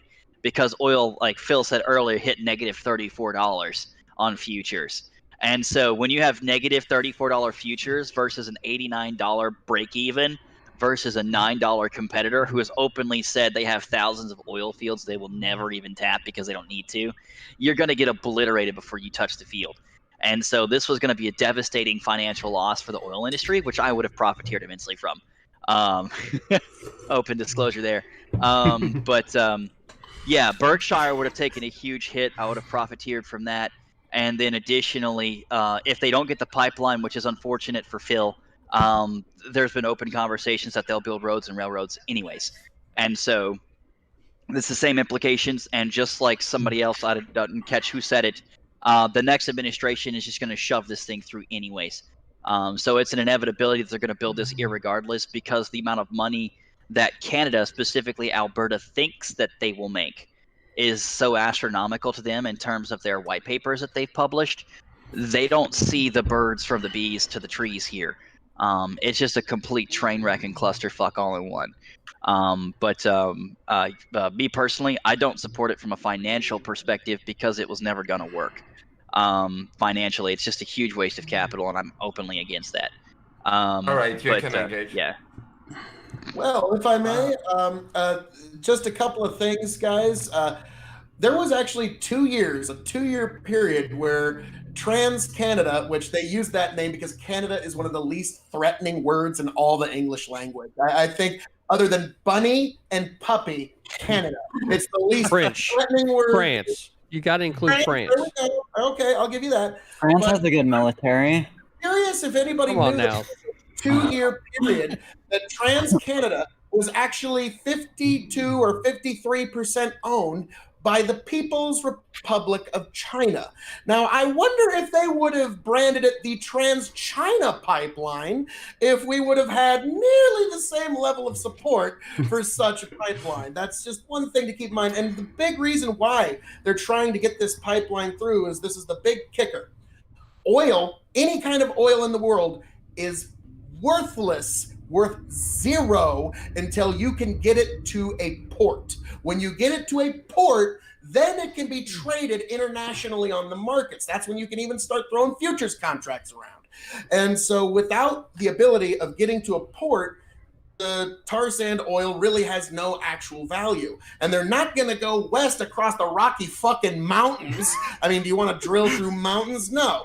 And they're not going to go east because the further east you go, the more you get NIMBYs. So not in my backyard. I'm sorry, I don't need to be a dick about it, but that's just the way it goes pretty much anywhere. Like it's here in the United States too. So not going to get it going east. It's not going that way. And so they say, well, let's have it go south to the port in Houston. And if it can get to the port at Houston, then they can trade this tar sand oil internationally on the markets. And that's when the Wall Street types start to think, hey, we can start doing futures contracts based on this. Yup. And that's where it really matters. It doesn't, like, they don't really care who gets stepped on in the middle. And now forgive my stupid illustration. I did a small illustration here for you all to show. Could you move it up a little? Yes, this actually happened to me one time. What you have here in the box is a pivot motor. On the other end there is a pivot. You have the ground there, and then underneath there was a natural gas pipeline. I actually was at a friend's field where we were at his pipeline, and he noticed he was having a big leakage. Where this circle is in my illustration was where he had complete crop death. There was no crops growing there because the natural gas was leaking. You could kind of smell it. You could see the soil was dead. And I was standing with him there in the field. He's got his big tank that he fills where the truck comes, fills it. And he's doing the math. Like, okay, from what I can see here, from the RPMs I'm getting and the time it's taking me to fill this tank, I'm getting about a 4% loss a year of my natural gas. And it's just in this one small spot. I think I can actually write that one off and see it through. And I don't know any other oil pipeline owner that's going to say different. If you send 1 million gallons through a pipeline and on the other end only 800,000 come out, where did the other 200,000 go? And that's the big kicker, is I've seen it myself, is that there will be a percentage that's just written off. And I don't want it to be in my field, that's for damn sure. And I yield back. All right, Gammy, go ahead after that, Cypher and Polar. And I wanted to address CTV. You asked in your intro statements what we can do to prevent like another oil pipeline like this from being constructed because of how the administration just like completely reversed Obama's decision, just instituted it right when Trump took office. What you can do is you need to email or call the phones or whoever your local or federal representatives are in our government, and you need to tell them that you don't like this kind of thing. Find who your local, who represents you in your state, in the House and in the Senate, and you can prevent things like this from happening if you get enough traction, and they can like make it legal. all right, Cypher. Yeah, just to piggyback off of Phil here, one of the main issues with oil pipelines is the fact that these oil companies have made a determination countless times that letting a leak go and paying for the cleanup cost and the amount of money to pay off governments and that sort of thing through fines is less than the amount of money they lose if they shut the pipeline off. It is not illegal for them to make that. It is not illegal for them to make that determination. They make it on their own all the time. There was an issue back, I want to say in 2010, where it leaked into several farm fields in a natural aquifer and destroyed the entire water supply for a small town. And it has still not recovered yet. Even though they cleaned it up, there's still fish and other death that is happening in this waterway. And with the Keystone Pipeline, it is going through the Yellowstone River, as well as I think it's is it Nashville or not Nashville? I'm sorry, is it Nebraska? They have the giant water aquifer that is also passing through because it's cheaper to go through sediment than bedrock. And that's why they're going through that through that. So we have to talk about it. Named after the Ogallala tribe of Nebraska. I'm sorry. And then I'll finish up slightly quickly. While it is true that overall it is less environmentally damaging for oil to transport through pipelines than it is on rail, because there's more spills on rail. The amount of damage done when it does happen is astronomical and does not usually get fixed. Whereas if it spills on rail, it's a little harder to clean up ground, but you're not destroying water as much. That I yield. All right, Paula, and after that, CTV. Actually, even look at the economic effects. Okay, if we want to talk about like opening up the tar sands, that shit is terrible. Okay, and like absolutely terrible. So like the NYU's law school specifically looked at the effects of what happens when this is opened up, and it looks like Earth's temperature would rise a minimum of 2 degrees Celsius, which is like crazy to think about. Oh wait, something's going on with my computer. Sorry. So more importantly, that shit is terrible. Not only is that negative for Earth's temperature, raising it by 2 degrees Celsius, but could also permanently cut the U.S.'s GDP by like 2.5%. So like that's pretty scary to think about, and like that's also very dangerous. I think Fallen Nor is also asking the question like, how do you prevent this from like going on after we get a new president? So one of the things that we can do is popular programs don't tend to get cut, because there's massive popular backlash, right? Like if I told you today that I wanted to cut Social Security, I would not win a presidential election. That shit is so unpopular. Well, if you ran on the policy of I want to cut Social Security like permanently, that's very unpopular. So what we need to necessarily do is make sure that whatever policy that goes through is positive, right? The replacement that we have for a lot of these jobs in those areas, and the infrastructure being built that is in opposition to the Keystone Pipeline, and make sure that's specifically popular. Because if it's not, then it's gonna be gone. What we need to make sure is that we have popular policy that's put in. All right, after that, it's CTV. Well, Fallenor, you laid out a lot of stuff down there, dude. I'm going to go right back to what Phil said, though, right? And I'm going to look at this from a military strategist point of view, right? Let's say I wanted to be able to enact the most amount of harm, right, with the least amount of effort, and I was at war with the United States. How might I do that? Well, if the Keystone Pipeline was sitting right there over the nation's biggest water supply, well, I think I might do that, Bingo. right? Because I'm not a dumbass, and sometimes it's better for me not to have to fight the forces directly. It might be just to affect their water supply. You're just gonna blow it up right on top of Phil's farm, and he's gonna be fucking pissed. Phil's gonna be so fucking pissed, right? His sheep are gonna be half burnt now. He doesn't have any wool to be able to make blankets for the fucking winter, right? So, you know, look, I get the jobs thing. After I just kept looking more and more into this thing and started thinking about it, I was like, there's already a shit ton of pipelines that can be blown up, right? But to put a new one over a water source, and not just any water source, but a pretty fucking big one, right? That's that just sounds like a bad idea from Jump Street. I like how this is like a circle jerk of all of us just agreeing that Biden, we're all just simping Biden. He crushed it here. Everyone's just loving Biden on this round table. Even the far righties, even the people out in red state America were like, all right, fine. Broken watch is right twice a day. Wait, what's that old saying? A blind squirrel can find a nut every once in a while? All right, Geek had to use the Le Toilette. Fallen, now you're next. Yeah, to touch up on the Beverly Hillbillies there, bombing a pipeline on a farm is no bueno. Flattery will get you nowhere. How about some money? No, maybe. Everyone has a price, especially farmers. But Yeah, one of the big things for me that I think would be the easiest way to push this back on is simply the numbers. It's a numbers game. Look at Reut. For those who aren't familiar with Reut, Reut was a oil company trust that was in the Permian Basin. So this is a huge oil area for the United States. It's huge on oil, makes a ton of money, massive amounts of wells. When you're hearing about oil and oil operations in America, it's very likely it's in a Permian Basin. And so when you're talking about oil, you're talking about money. You're talking about, like Phil said, futures, because that's how New York makes their money. That's how Houston makes their money. That's how the oil riggers, that's how they make their money. That's how the mudders make their money. It's all in the price of the barrel of oil. And if other places can produce it cheaper, that's where you need to be. That's where the money's at. Because if it costs more to make it than it does you could sell it for, it's called a loss. And businesses don't like losses. Investors absolutely so.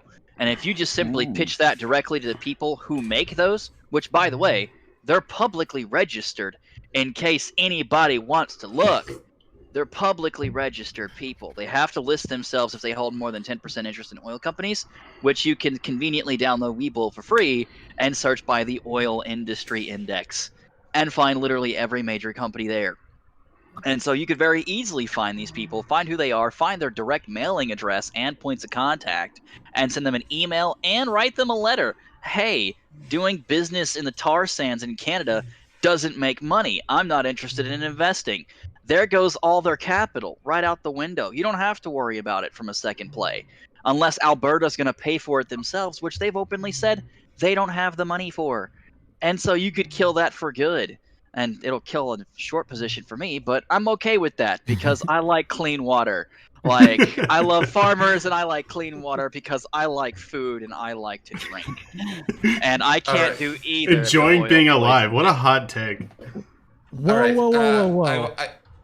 I wanted to thank my French-hating co-host and Fred to Cypher. All right. Whoa, Felonor. I thought we didn't like cancel culture. I just wanted to make that joke. Sorry.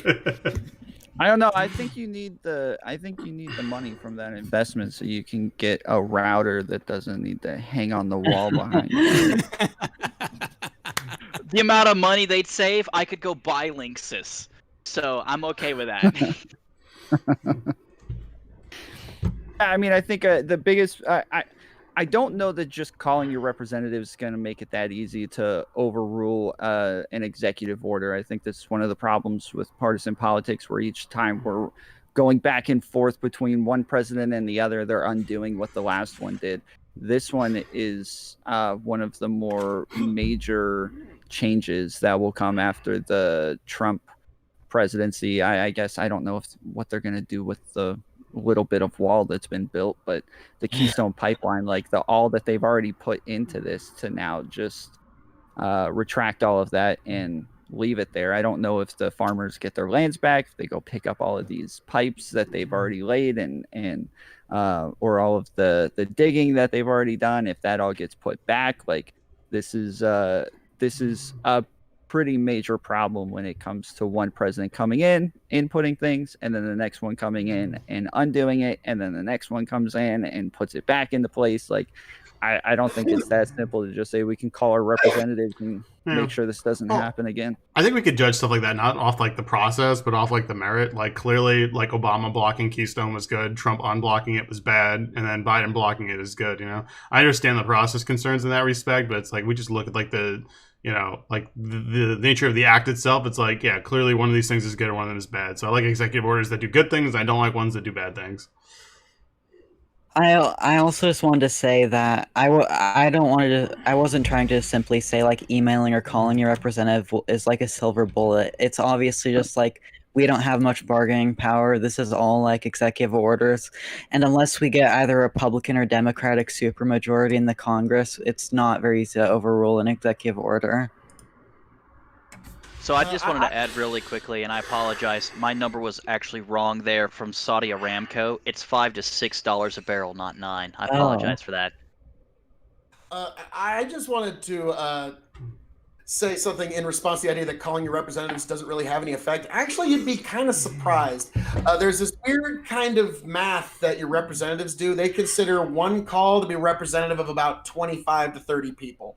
They consider one email to be representative of about 5 to 10 people. So if you actually call the office and all you do is complain, you've at least convinced them that about 30 people, this is representative of at least 30 to 40 people. So I would just give a light pushback on that, but also you're right. It's not like Dianne Feinstein's like, oh no, oh, gracious, Joe from Sacramento, he is not at all happy with any of the things I've been doing. So yeah, I get you there, but just a little bit of a pushback and I yield back.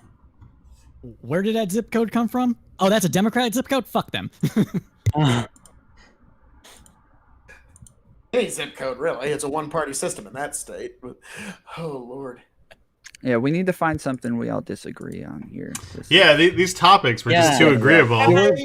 I'm like, I came for blood. Go. We're supposed to fight. I came here to scream at KOE in 2024. It's the only choice, really. Phil KOE 2024. You know, you say that. Hold on, you say that, but yet CTV's already running the campaign in 2024, and I've already got my VP pick. Right? Who's the VP? Yeah, Operation Madman. Oh man. Oh yeah. Wait, CTV, can I take a role in your cabinet? Is that possible? Well, you know what? The people that are going to be in my cabinet are going to be a part of the Wolf Pack. So if you want to be in the cabinet, you need to be a part of the pack, right? Wait, isn't the Wolf Pack like the TYT thing? Or the 1999 WCW Black and Red NWO Wolfpack? I need to know.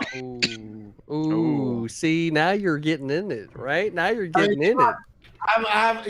I mean, hey, me and Tony G also have the Revolutionary Wrestling podcast where we get into all this stuff. Really? So, yeah. Dude, Phil, me and you gotta hang out, bro. Me and you gotta hang out. We're doing a Royal Rumble live review when we're done here at Revolutionary Wrestling podcast. Hey, if you guys hang out, make sure you wear masks, know okay? Who NWO is though? Yeah. The New World Order. So, just a bit of shenanigans here, but had they taken the money allocated for Keystone Pipeline and dumped it into GameStop, they'd have over $4 trillion. I just want to go ahead and put that out there for that soundbite. They would have made more money in GameStop in one position and one play in 3 days than they would have across the entirety of the existence of the Keystone Pipeline for Canada forever. Someone Just clip that. throwing that out there. I have something that we could probably disagree with. The GameStop situation, if we really want to do that, Geek. That's what I was saying. No, I'm sorry. This is... I can't. Taylor, are you against it too? I have a limit to my platforming, and the No. GameStop. I heard too many dumb take on this. I don't want to. That's fair. I don't want to say to anyone to invest. Like, I don't know. Wait, let's just raise our hands. Are the retail investors I'll getting say fucked? Raise your hand if the answer is yes on retail investors getting just fucked. Yes. I was yes. just Wait, going what to did you say? Raise your hand if retail investors are the ones getting fucked here. Yes. All right, we got 2, 3, 4. I mean, I think it's still disagrees. bad they're getting fucked by Oh this. yeah, it's just like they like hold the line. It's like, dude. The fun part is Don't hold the Robinhood's line. supposed to Sell out. IPO in 2 weeks. My That's where issue, the real fun comes. my biggest issue with the GameStop thing was that we basically had people like openly insider trading on Reddit, which is like probably illegal, and I think it's kind of unfair just to like do it that way. Listen, we did It the wasn't up down. insider trading, but What did We're you all, say? we're all stupid here, so well, except maybe one guy who does stock trading. Well, I mean, GKR You said that there was an issue. What? I think Hold on. he doesn't want us talking about this. Yeah. I just tried to do the up down. I'm sorry, that's on me. Listen. Invest. I'm going to take the Dylan Burn stake. Invest in Team Fortress to create. That's all I have to say on this. I don't. Everything understand else how you is think bullshit. I don't understand how God. you think it's a platforming issue yet. I think wasn't Redneck planning on being on here? Oh god, that guy. Yeah. I run the I was platform gonna for say Redneck because like at least we're not risking anyone's money. That dude is Yeah. fucking crazy. I've heard so much about him. I can't wait to meet him. CTV, what was your question? Anybody that makes financial statements can be sued, so Yeah. it's an issue. We're not going to talk about anything LGBT related, so yeah. I God don't bless have a problem with that. Wait. God bless you out of this room. The hardest thing to do the minute you say, we're not talking about this. I'm sorry. We all want to talk about it. Like, God bless you. This you got the patient of Job, sir. CTV, did you have a question? Sorry. I thought you addressed something to me. I don't remember what it was. Or I didn't hear it. Oh, yeah. When you said that we're all idiots here, I was just going to tell you to make sure you speak for yourself.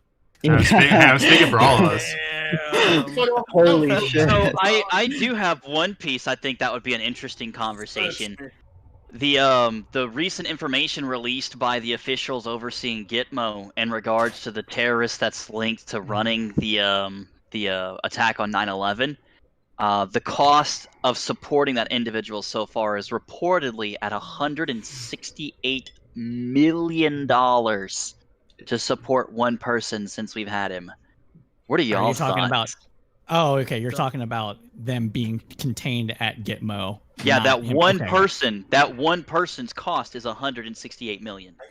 All right. That sounds incredibly high. Real quick, sorry. Yeah, I think this topic is like I think we all agree on pretty much. Yeah, 9/11 is bad. Hot take, America had it coming. Let's do closing statement, and after that, I think like if you want to talk about it, or if you want to talk about like other stuff, I know that Danabo is hosting basically a call-in show that will happen in this Discord, so you don't have anything to do. You don't even have to leave or anything. Everything will happen here. So yeah, let's go into closing statement, and if you want to stay, if you want to leave, that's fine. But yeah. Anyway, let's go into closing statement and start by CTV. Well, environmentally speaking, for the Keystone Pipeline, I'm glad that it's not going to be a thing.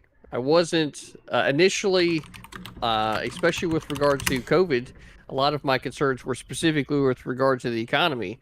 But the more and more that I look into the environmental impacts of this particular project, it just doesn't make any sense, right? Not from a national defense standpoint, not from a logistical standpoint, and not from an environmental standpoint. Because if there are already a majority of pipes that are running in a specific direction, I don't feel like that this one is the one to break the mold and then just continue to further lessen the amount of land that we're using for farming purposes, right? So I like the environment. I grew up in the mountains of North Carolina, so you'll always find me on the side of the environment with regards to those sorts of things. That being said, as far as energy moving forward in the future, I think that the number one thing that any of us that are participating at this type of level, with regard to actually having our voices be heard, is to make sure that we're communicating to everyone else about what is great about nuclear energy and its ability to be able to generate lots of electrical power, right, for minimal risk associated, right? And everybody's going to point to Chernobyl, you're going to point to Fukushima, but there are a lot of applications for nuclear power that you may or may not be aware of. As a matter of fact, there's some new technologies coming on board with regard to smaller reactors that I think that a lot of people would find very interesting, and I can honestly say that I would much rather go that route than the wind vane route, because again, with regard to the environment, those big ass props and wind vanes spinning in the air do a lot to disrupt migratory birds. So if you actually care about the environment, you'll be against that. So lots of things to discuss. I'm glad that I was on the panel tonight. I hope that all of y'all had a good time. I hope you had as much fun as I did. And definitely look forward to talking to all of y'all again in the future. Phil, we definitely got to get together. And Polar, we still have a conversation due. We still haven't had that one. Polar, you're muted real quick. But yeah. You know what? That's a great point. CTV, that conversation's actually really interesting. If you want to have it anytime this week, I'd actually be down. It's a very cool Sounds good. conversation. Well, and as a matter of fact, since we're doing the outros too, right? Yeah. Right. So you can find me Monday to Thursday. I do what I'm calling the conservative evening stream.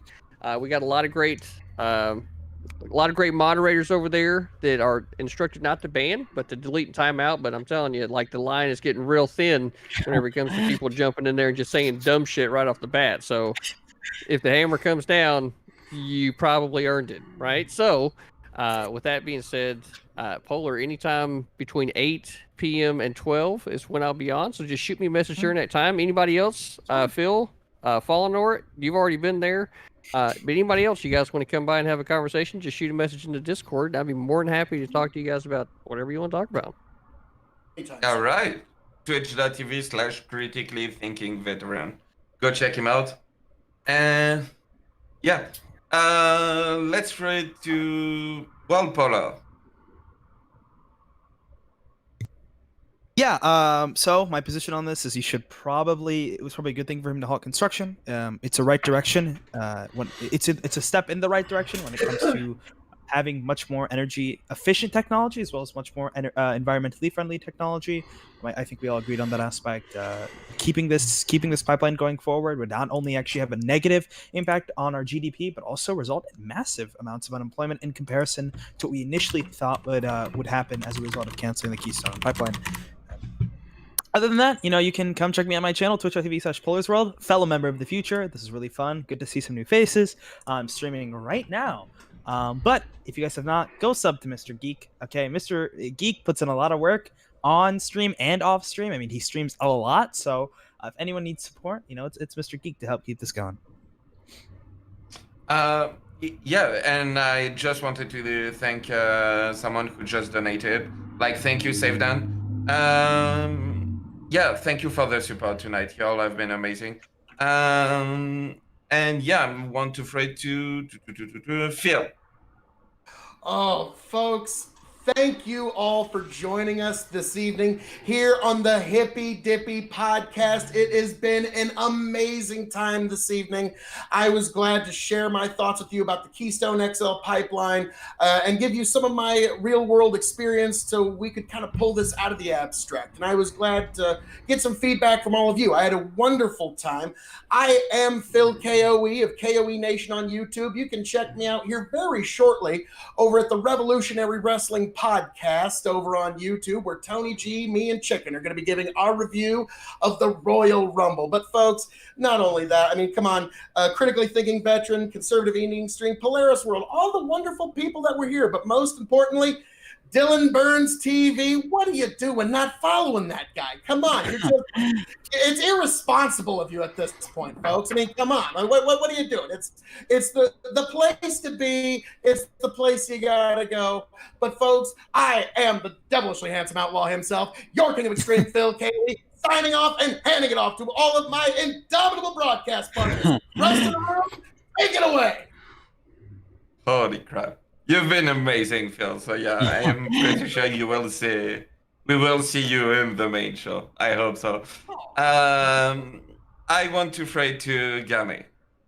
Yeah, I just wanted to say I'm really glad Pipeline is canceled. Thank you guys for having me on the show, and write to your local political representative, both federal, local, and on the state level. You can get a lot done with this kind of thing, even if it doesn't seem like it. All right. You want to shout yourself out? Oh, yeah. Twitch.tv/GamiOfficial is mine. That's GAMI official. It's the other way around, official Gami on Twitter. And I have a YouTube that's linked on my Twitch too. I'd love to be checked out by anyone. Don't be such a fucking dude. All right. So I'm going to pray to Tom. Yeah, I mean, we all agree on the Keystone Pipeline. It was a bad idea from the beginning. It's good that hopefully farmers and Native Americans will get their lands back, and hopefully we'll be moving towards more renewable energy sources instead of oil in the future. Yeah, my name's Tom. I go by Tom Foolery. I stream on Facebook, YouTube, and Twitch. Twitch is growing pretty quick, actually. I think I've been on there like 3 weeks, and we're about to hit 100 followers now. So I just got affiliate as well. So yeah, it's moving pretty quick. Most of the people on here have actually been on there with me a couple of times. So you can find it at twitch.tv/TomFooleryPC. And then well, yeah, that's it, I guess. Yeah, go check out Tom Furry. That's how we found Phil. That's how we found Tom. He hosts a panel from time to time. Do you have a specific day, or is it just something you do? Yeah, I stream every Wednesday and Friday at 9 p.m. Eastern time with my co-host Kay Fellows, and then we have like open panels towards the end. And I normally literally every day I'll stream pretty late at night, getting on at like 1 in the morning and streaming until about 8 in the morning as well. So Yeah, really nice. Let's throw it to CSP Cypher. Well, I think everybody here made the point that the Keystone Pipeline being canceled is good. I'd just like to reiterate that the questions that we were asked, whether it will destroy thousands of jobs, risking energy self-efficiency, and alienating our strategic partners, are all false. So with that said, I'll go into who I am, and thank you, everybody. So Mr. Geeks, Dan Bow, and Dylan Burns, thank you so much for having me on your show. This was fantastic. The Hippy Dippy podcast is great, and the Hippy Dippy podcast recruitment was great fun. I hope everybody that is watching us tonight learned a ton of information and was entertained at the same time. If you want to follow me or like what I did, go ahead and hit me up at Crowdsourced Politics. That's with an ED on Twitch, Twitter, and YouTube. We will be hosting these kind of round panels as well as individual debates because we are a crowdsourced community, which means we want you to be part of us. So thank you again so much for having me on here, and I hope everybody has a great night after this. All right, Faleno. All right, so I can say again, like everybody else does, Keystone Pipeline, just a train wreck. Like I was sitting here listening to everybody talk. Like I did the math really quick. The allegations: 52,000 jobs, 6 billion in wages over time. I did the math: 20% undershoot on project calculations. You could actually take the money from the 6.48 billion that they would spend on the pipeline, just give these people free money for life, and then take another 480 million and build a casino town in Canada because they love to gamble so much. So we can go ahead and just call it square there, and then we maintain that relationship because now they have a Vegas of their own, which is fantastic. They don't have to travel as much. Oh yeah. But yeah, it's a disaster. Just like with CTV said, I'm all for nuclear. Much cleaner alternative. Doesn't take farmland from farmers, which pisses me off more than anything else. Anybody taking from farmers, I just want to punch them in the face. I hate people that take from farmers. They work hard. They get paid shit. They get shit on, and they have to deal with actual shit every day. And it's just not okay. And so not even from the money perspective, if they were given money, whether it's an easement or eminent domain or whatever, the probably shitty tactic they were going to use to take the land in the first place, it was never going to be in their favor.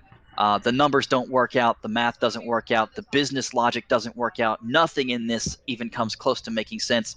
Definitely not from a speculations perspective for futures. Futures in oil won't recover for decades to come.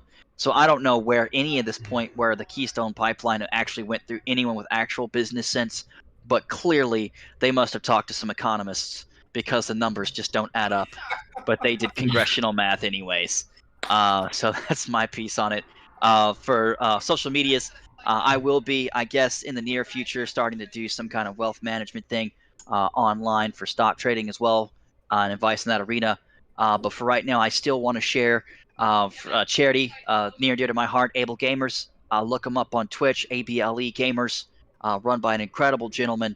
It's an incredible community. They do amazing things for people that are access challenged, and they've been able to make waves in the gaming industry to change things to make it to where people can, of any condition physiologically, can play video games and do the things that we love every day. So I openly recommend you go take a look at them instead of me. I'll always be here, but they definitely deserve better coverage. Okay, I have a question for you, Fallen. Yeah. You own a lot of businesses, buy businesses, and hire a lot of people, right? Give people jobs. Yeah. Yeah. You don't need to go into too much detail, but like, how many businesses do you own or have sold, or like, 81. Like It's my current count. Wow, that's a lot. That's my of current businesses. count. Why can't you get a Blue Yeti?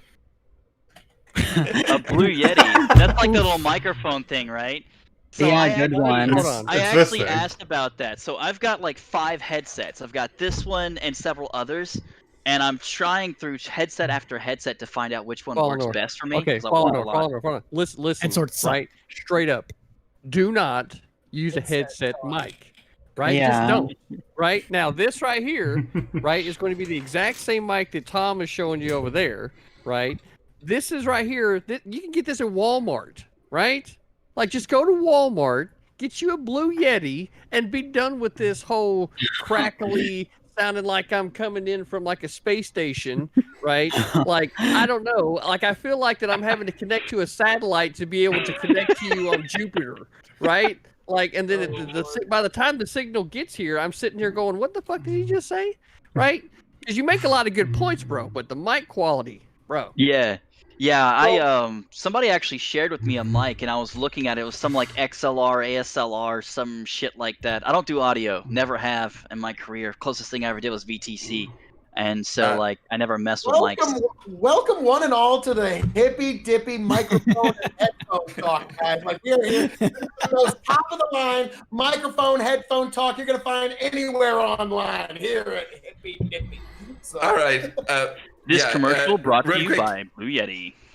I want to throw it to GKR, and after that we can go and start miming. But yeah, I want to GKR, give Dylan Bird's prop on that long con of just setting you up to make fun. Oh, how many businesses do you own? Oh, that many businesses, and you can't get a fucking Blue Yeti. Oh man. Okay, so hey, thanks for inviting me on. I had a really good time. I wish our conservatives here were a little more combative. You know, you're all just loving Biden over here. I mean, respect giving. Not as like innately oppositional as I would hoped for. Give us time. GKR, yeah, we'll find topics. Round 1. Right, round 1. I erased right? that from my mind. That was a journey. I felt like I was so Frodo. Around, you were like, Jesus, lost. how the fuck can I make it up from here? Listen, to defend your position, you had to run all the way to like sexual assault allegations for Biden not wearing a mask. We're gonna leave that one alone. We're gonna leave that one alone. I'm gonna come on your channel for that thing, and we're gonna argue about stuff more intensely. Come on, man. As a matter of fact, I hate to do this, but the pack wants my attention, so I'm jumping over to talk to the pack here for a little bit. Mr. Geek, thanks for having me on, brother. I always love being here for not only you, but Danabo, and of course, Mr. Dylan Burns TV, the king of Twitch politics, right? Who's hosting the best roundtable on Twitch, right? By far the best moderator on Twitch, right? It's and I will say this, it is specifically because of Dylan Burns' moderating style, right? That has even given conservatives like a way to be able to get into a conversation that is somewhat genuine, right? All of the other moderators that are out there, and there's quite a few of them, right, only cater to their lefty audience and don't bother trying to hear both sides of it or even going into that, which is why I respect the shit out of what Mr. Dylan Burns is doing, which is also why it must be pointed out that he's a shaman wolf. He's a shaman wolf in CTV's wolf pack, so... With that being said, everybody, appreciate you guys having me. I'm ducking out. Phil, I want to see you over here sometime. Polar, GKR, Cypher, Gammy, everybody. Y'all want to come over? Love to talk to you. Yeah, GKR, that kind of real quick before right wingers. Before everyone leave, I just want to say I'm going to raid into Danabo and Nasdaq, who is going to host like a call-in program. So if you feel like you have a little bit more fight left in you, stay tuned. Like basically stay in this channel, and we'll go in this. I'm going to say goodbye to my chat, but thank you everyone for being here. Hey, quick! GKR live on Twitch and GKR on YouTube. I make content about criminal justice related stuff. That's what I do. Thank you. Hey Phil, quick thing, GKR, man. the Trump derangement syndrome from you guys the entire time just shows that us right wingers are a little bit more objective. What are you talking about? What Trump derangement syndrome? We can admit that Biden. This is the memeing that we were talking about. We can admit that Biden does good things sometimes, which is why when we're talking about a different president, our heads aren't exploding. I don't know, man. Your head's exploded pretty hard at the Capitol building. Shots fired. But somebody was asking a question. That was me. So a quick question for you. I'm looking at a honey distributor right now. I'm about to buy them. And one of the things I've been looking at investing in for a while is a meadery. I've already got the blueberries and the raspberries already growing to establish that. And one of the things I've been looking at is places to put large numbers of beehives. It would be ideal to put it with a farmer that doesn't use a lot of pesticides because that kills bees, obviously. So I wanted to get your opinions as a professional farmer, and to see what does land rent look like for something for bees, because obviously that's a mutual relationship with the farmers. Oh, well, I do know a couple I of know bee it's a weird owners. question. I'm sorry. I'm trying to think because I'm a seed corn farmer. I'm a fourth generation seed corn farmer. Plants are my life. But I do have some very good friends that are actually beehive owners, weirdly enough. And God, in terms of land rent, I don't really know. I mean, it's just really whatever land you decide to like. It's not really like getting an acreage of farmland. You can like, what scale are you talking here in terms of? I'm looking to start with at least 1,000 flow hives just to see how it goes as a small entry. Yeah, so 1,000 would probably take maybe an acre, maybe 2 total. So, Yeah.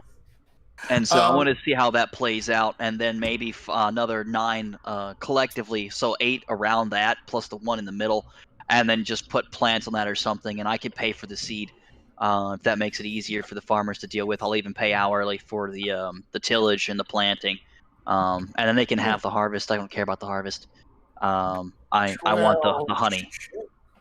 Yeah, All right. I'm a very reasonable man when it comes to business. That's why people like me. You're holding me Phil KOE on Facebook. I think I'll shit with things like that. I think things can get worked out. But Yeah, I'm a very fair man when it comes to business. That's why I have so many, and people love doing work with me. I do good business, and it turns out well. Because even if it's just blueberries, a 9-acre blueberry harvest, you're looking at, I think the math is 20 grand per acre, so it's $180,000, $180,000 for the farmer for their troubles, and they help keep my bees alive, and I get the honey, which is worth anywhere between $5 and $25 a gallon. So I make my money, they make theirs. So and I get to make mead. All right, I love and respect you guys. Have a wonderful night. Real quick, Phil, can I pull you in another room? I just want to talk to you real quick. Yeah, oh, sure. No. Yeah. Rest of us got the shaft. He's getting recruited. Take care, guys. Have a good one. Sucking that Phil in right away. 100%. Are we going to be continuing